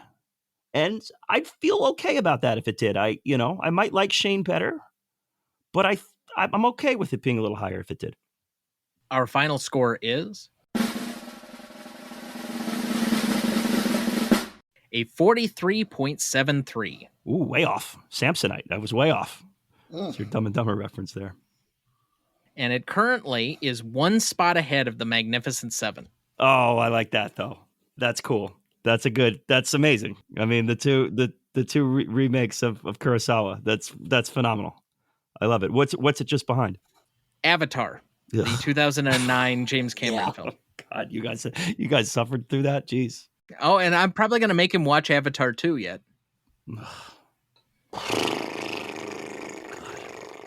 Since he didn't see it the first time around. And Avatar's a remake of a Kevin Costner movie.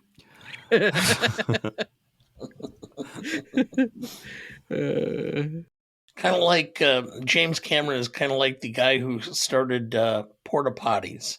Makes a lot of money off of shit. I like it. You won't be saying that once we get T2 in. That's the one Cameron movie that I will grant him. Where's Everything the troll else, alarm? Where's that troll alarm again? You always got to bring up Terminator here when I'm on here because you know it's going to trigger me. I take that back. Aliens and T2. Those are the two Cameron movies that I really like. Yeah, okay. The original Terminator is one of the greatest films ever made. Behind Bronco Billy. If we want to talk about bad makeup jobs and finger paint crap, the scene with Arnold trying to reapply his face is just god awful. I can only disagree. Then again, I'm also predisposed to not particularly care for, let's say, horror villains that just keep coming back. Fair enough. Does Jigsaw just keep coming back?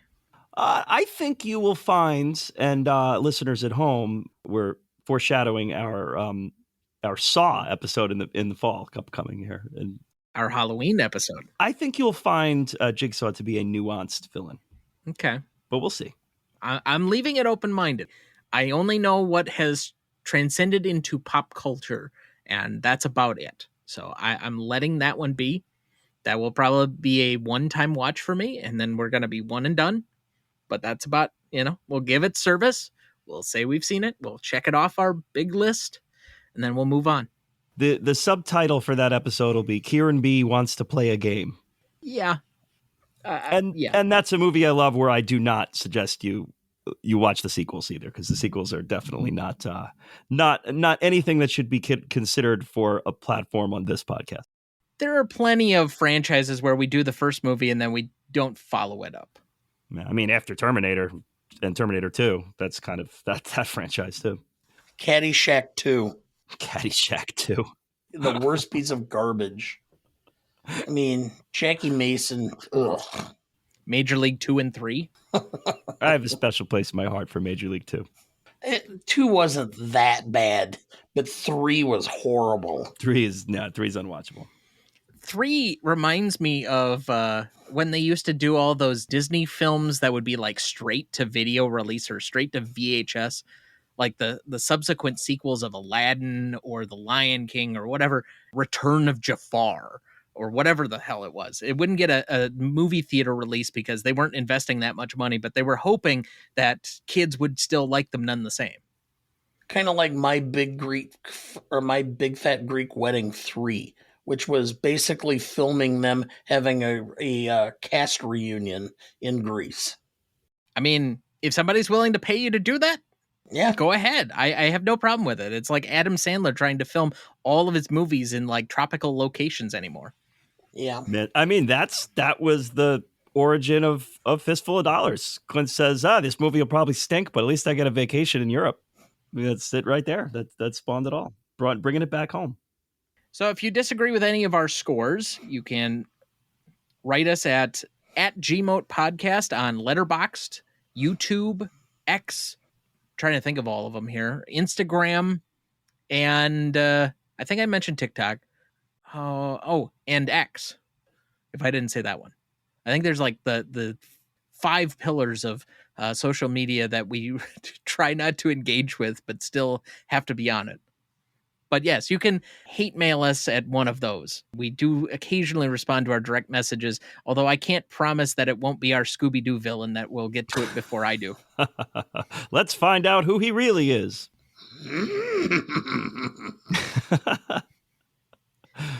Giving Dana some Scooby snacks here on the side. Remaining questions. So the Baxter house never actually catches on fire. It's still standing in the last scene. It has like some black marks, but it's basically burning in the yard. So how is there smoke in the house? Why did they come out of cover? It doesn't really make sense. Okay. Yeah, I have nothing else to say, but okay.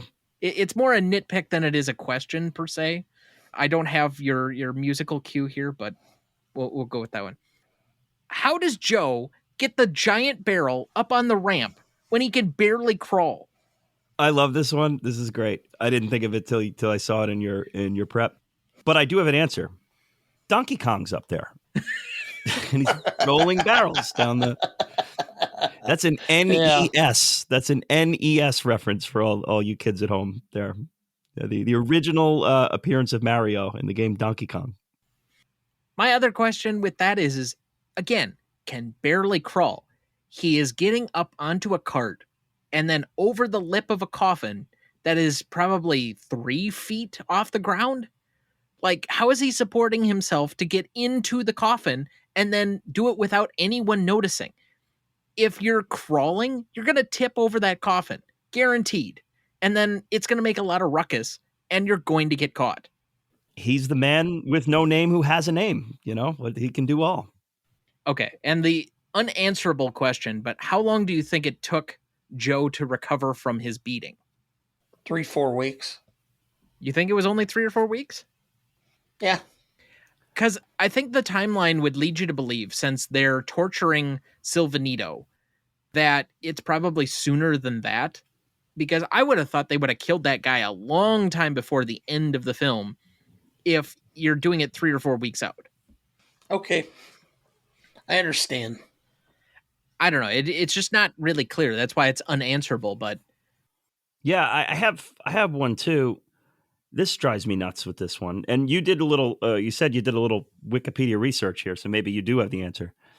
So those two dead guys are propped up as guys who are hiding out in the cemetery, but they don't react to any of the gunfire that's going on around them. They're just having a nap while all this is going on. And the guys who were shooting at them are like, all right, we got to take these two guys out. Like, why are they not asking the question, like, wait a minute, why aren't they moving? Why aren't they even reacting to the gunfire? I mean, if you're taking a nap and someone just shouts loudly, you'd look up and go, what's going on over there? Let alone gunfire from both sides. I just don't understand that. I don't understand it. I think they're really dumb. Fog of war, I guess. Yeah, I think that would be the easiest explanation for it is that you invite them both out there for alternative causes. And yes, that's the catalyst for them being out there in the first place, but they're never going to get close enough to really identify or see much. It's dark. And then they start shooting at each other and forget about the bodies. That maybe that takes care of it, but it's taking an awful risk on the part of Joe that's your plan. Well, Yeah. we see later on in the movie, he takes the risk that the guy's not going to shoot him in the head, even after he shoots him in the chest like 7 times and he doesn't do anything. But at least cap him in the knee or something. Yeah, I can't quite get past that one. I have one. This is in the Southwest. It's hot. It's sunny. It's arid. Why the fuck are you wearing a raincoat and a poncho? What, you want to sweat more? Sure, it looks cool, but who does that? The cost of iconography.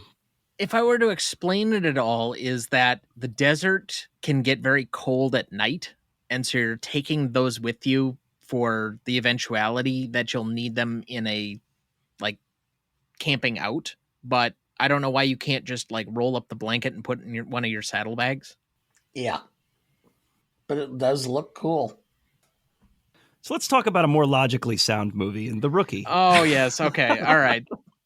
I was building up to this, but for those of you in the audience that are more consistent listeners, our, let's say, followers, our subscribers, those that subject themselves to the weekly torture that is Gmote, you will remember back a few weeks to it was either the Shane or the Stoic 17 episode. Was it Shane? Okay, yeah, I couldn't remember because both of those were within like 2 or 3 weeks of each other. But right as that episode was being recorded, and boy, the timing was bad on that one, the Giants, the New York Football Giants, played the Green Bay Packers. Now, as two of us, the co-hosts of this particular program, are known to be world famous Packer owners, and the other one is a New York Football Giants fan. Lifelong, true blue. We had a bad movie bet. And despite Dana's rather boastful confidence that the Giants had no chance in that game and that Kieran could keep his money for the rental of watching The Rookie, the Green Bay Packers shat the bed. What a game. Yeah, well, Tommy DeVito will never play another down in the NFL at this point, and the Green Bay Packers made him look like a Hall of Famer. Well, that's because our defensive coordinator, Tommy DeVito will forever go down in the annals of my sports fandom as the man who prevented me from watching Kevin Connolly's Gotti. And I will always remember him for that, and I will always love him for that. And if he never takes another snap again, he will always have a place in my heart because of that. How do you even follow up something like that?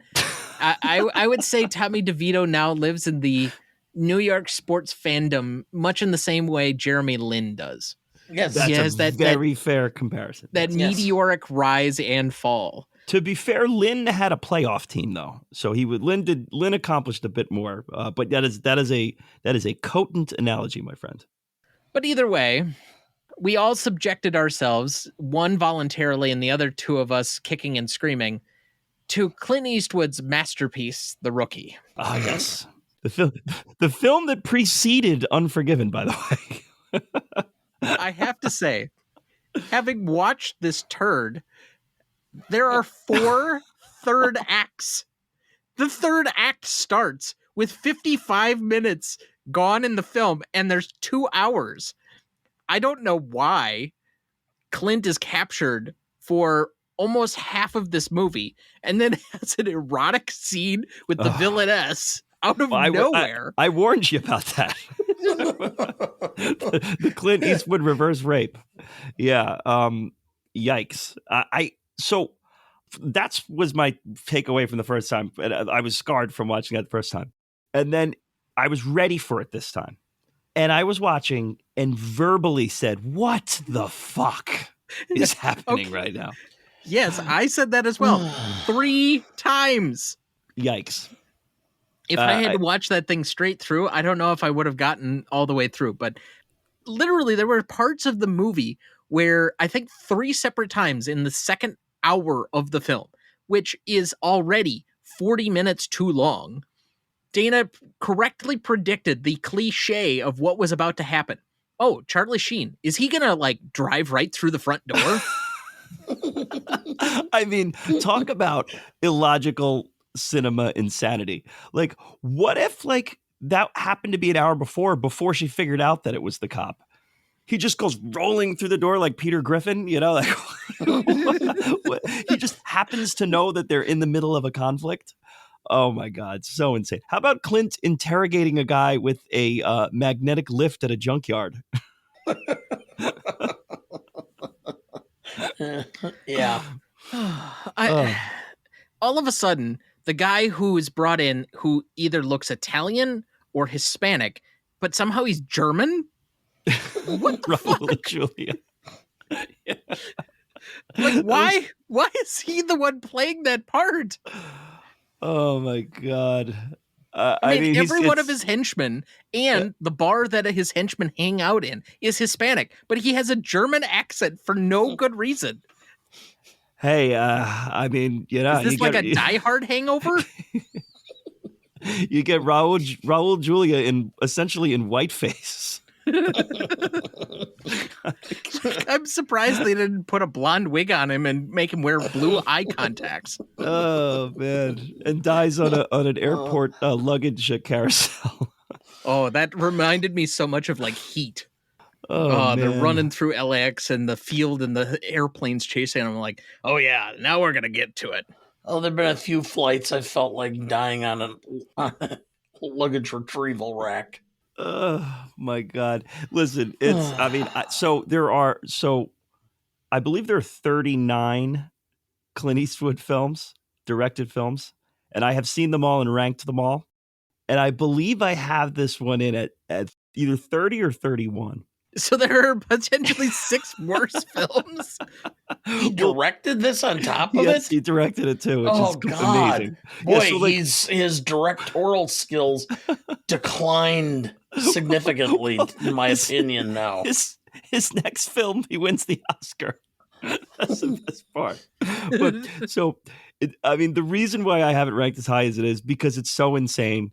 And it's laugh out loud funny at points for me, and at least I have fun watching it. Whereas, J. Edgar, there's no fun in J. Edgar. There's no fun in the 1517 to Paris, which is my last ranked one.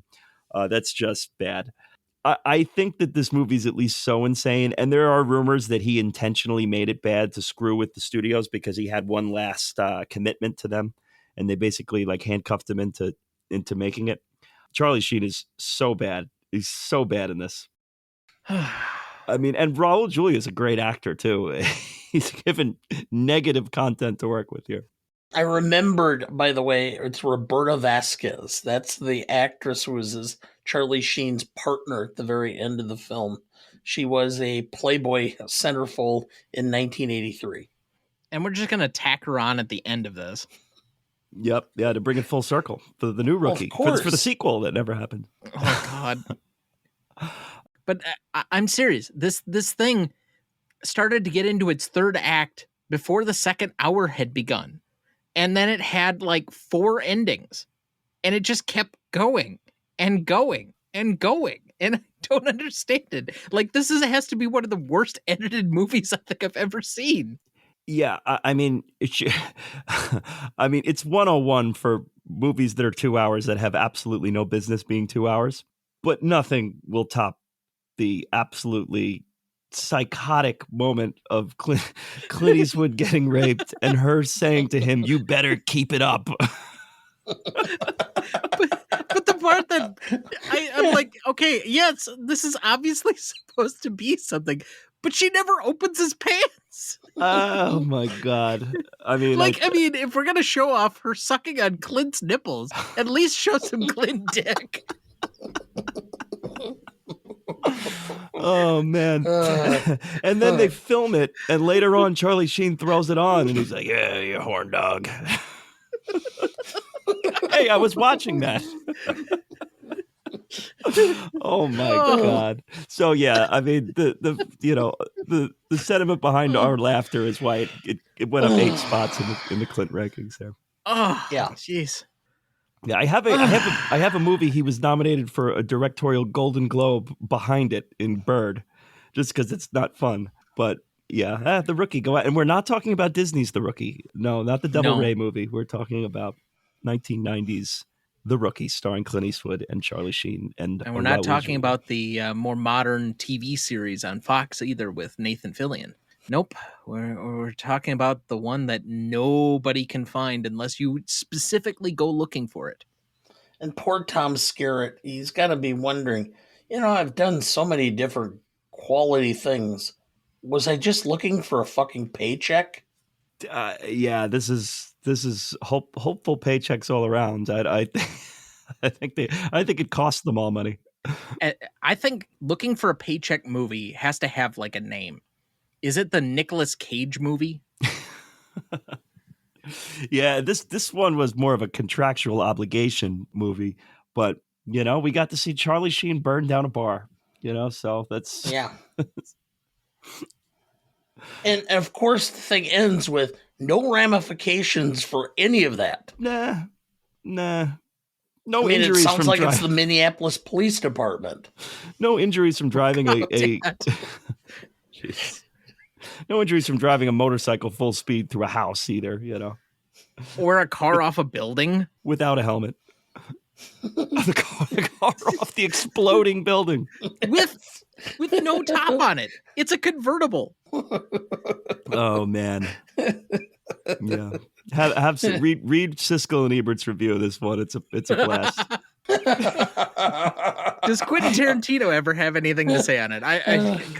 No, he did review Firefox though, which I have ranked lower than this though. The Siskel and Ebert's like kind of trying to be nice, and then Siskel just buries them both. He buries Ebert and the movie.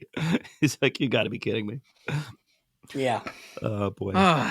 So we don't get 2 thumbs up here. We got 2 thumbs down from you guys. No. I'm happily. My thumbs are limp on this. What's the rewatchability score on that one? 0. Damn. I will never put this on again. Oh, what a shame. I take that back. I'll go a 0.5. Okay. If it's on, I may call somebody in from the house and go, "You want to watch this piece of shit for 5 minutes?" That matters. Okay, but we had to go out of our way to find it and rent it. Where is anyone going to just matter-of-factly have this on? It's not like it's going to be on TNT next weekend. It's not going to bump Shawshank Redemption. It's frankly amazing it's available. Yeah, probably be in the dollar bin at Walmart. You mean they pay you $1 to take it? I'll take that 0.5 and run. All right. Well, thank you very much, my friend, for being on. I know that this is one of a many handful of podcasts you're doing, not only this week, but this season with us. So we appreciate your time and taking almost 3 hours to spend with us. Starting to feel like a BPC every time you're here. I know, I'm contagious. It's like a disease. No, thank you guys for having me. I always love these. Are always some of my favorite recordings. I always have a blast here with the format and with the. There's times where I'm thinking. This episode is a perfect example of times where I'm thinking really hard and really analytically, and other times I'm trying to appropriately react to you talking about someone sucking Clint's nipples. Okay, so in the same episode, we have subsequently covered Chef Boyardee. Thank you, Dad. And a reverse rape where someone's sucking on Clint's nipples. You can't make this shit up. And threatening him to keep his erection with a razor blade too, by the way. Oh my God. What goes on? What goes on? So I can't think of two better place to stop it for this week. Hopefully you'll be back next week. But before we do, Kieran, where can anybody find your work? You can find me at Best Picture Cast on all the socials at Best Picture Cast. Come check us out. We cover every Best Picture winner in whatever order we choose. And, we do some other random movies too. We haven't done The Rookie quite yet, but maybe we have to make that happen. I don't know. But yes, check us out. Best Picture Cast, wherever you get your podcasts. All right, that'll do it for us this week. Thank you for listening. Gentlemen, you can't fight in here. This is the War Room. Next week, for our 198th episode, we stay in the year 1964, but discuss another Stanley Kubrick classic with Dr. Strangelove, or How I Learned to Stop Worrying and Love the Bomb. Written and directed by Stanley Kubrick, with Terry Southern and Peter George. Music by Laurie Johnson, starring Peter Sellers, Sterling Hayden, and George C. Scott, and Slim Pickens. You won't want to miss that one, so watch ahead of the show by searching the Real Good app to find where it's streaming for you. That's REELGOOD. Please like, follow, rate, and review, or whatever on whichever platform you have so that more can join in on our fun. You can also email the show at thenewRonnyDuncanStudios.com or at greatestalltimemoviepodcast@gmail.com. Find our new Facebook page under Greatest Movie of All Time Podcast, or find us on YouTube, Instagram, X, Letterboxd, or TikTok at the handle @GModePodcast. The Greatest Movie of All Time is a production of Ronny Duncan Studios. Our show is mixed, edited, and written by Thomas Duncan. Our music is thanks to Purple Planet Music. Our technical provider and distributor is Captivate FM.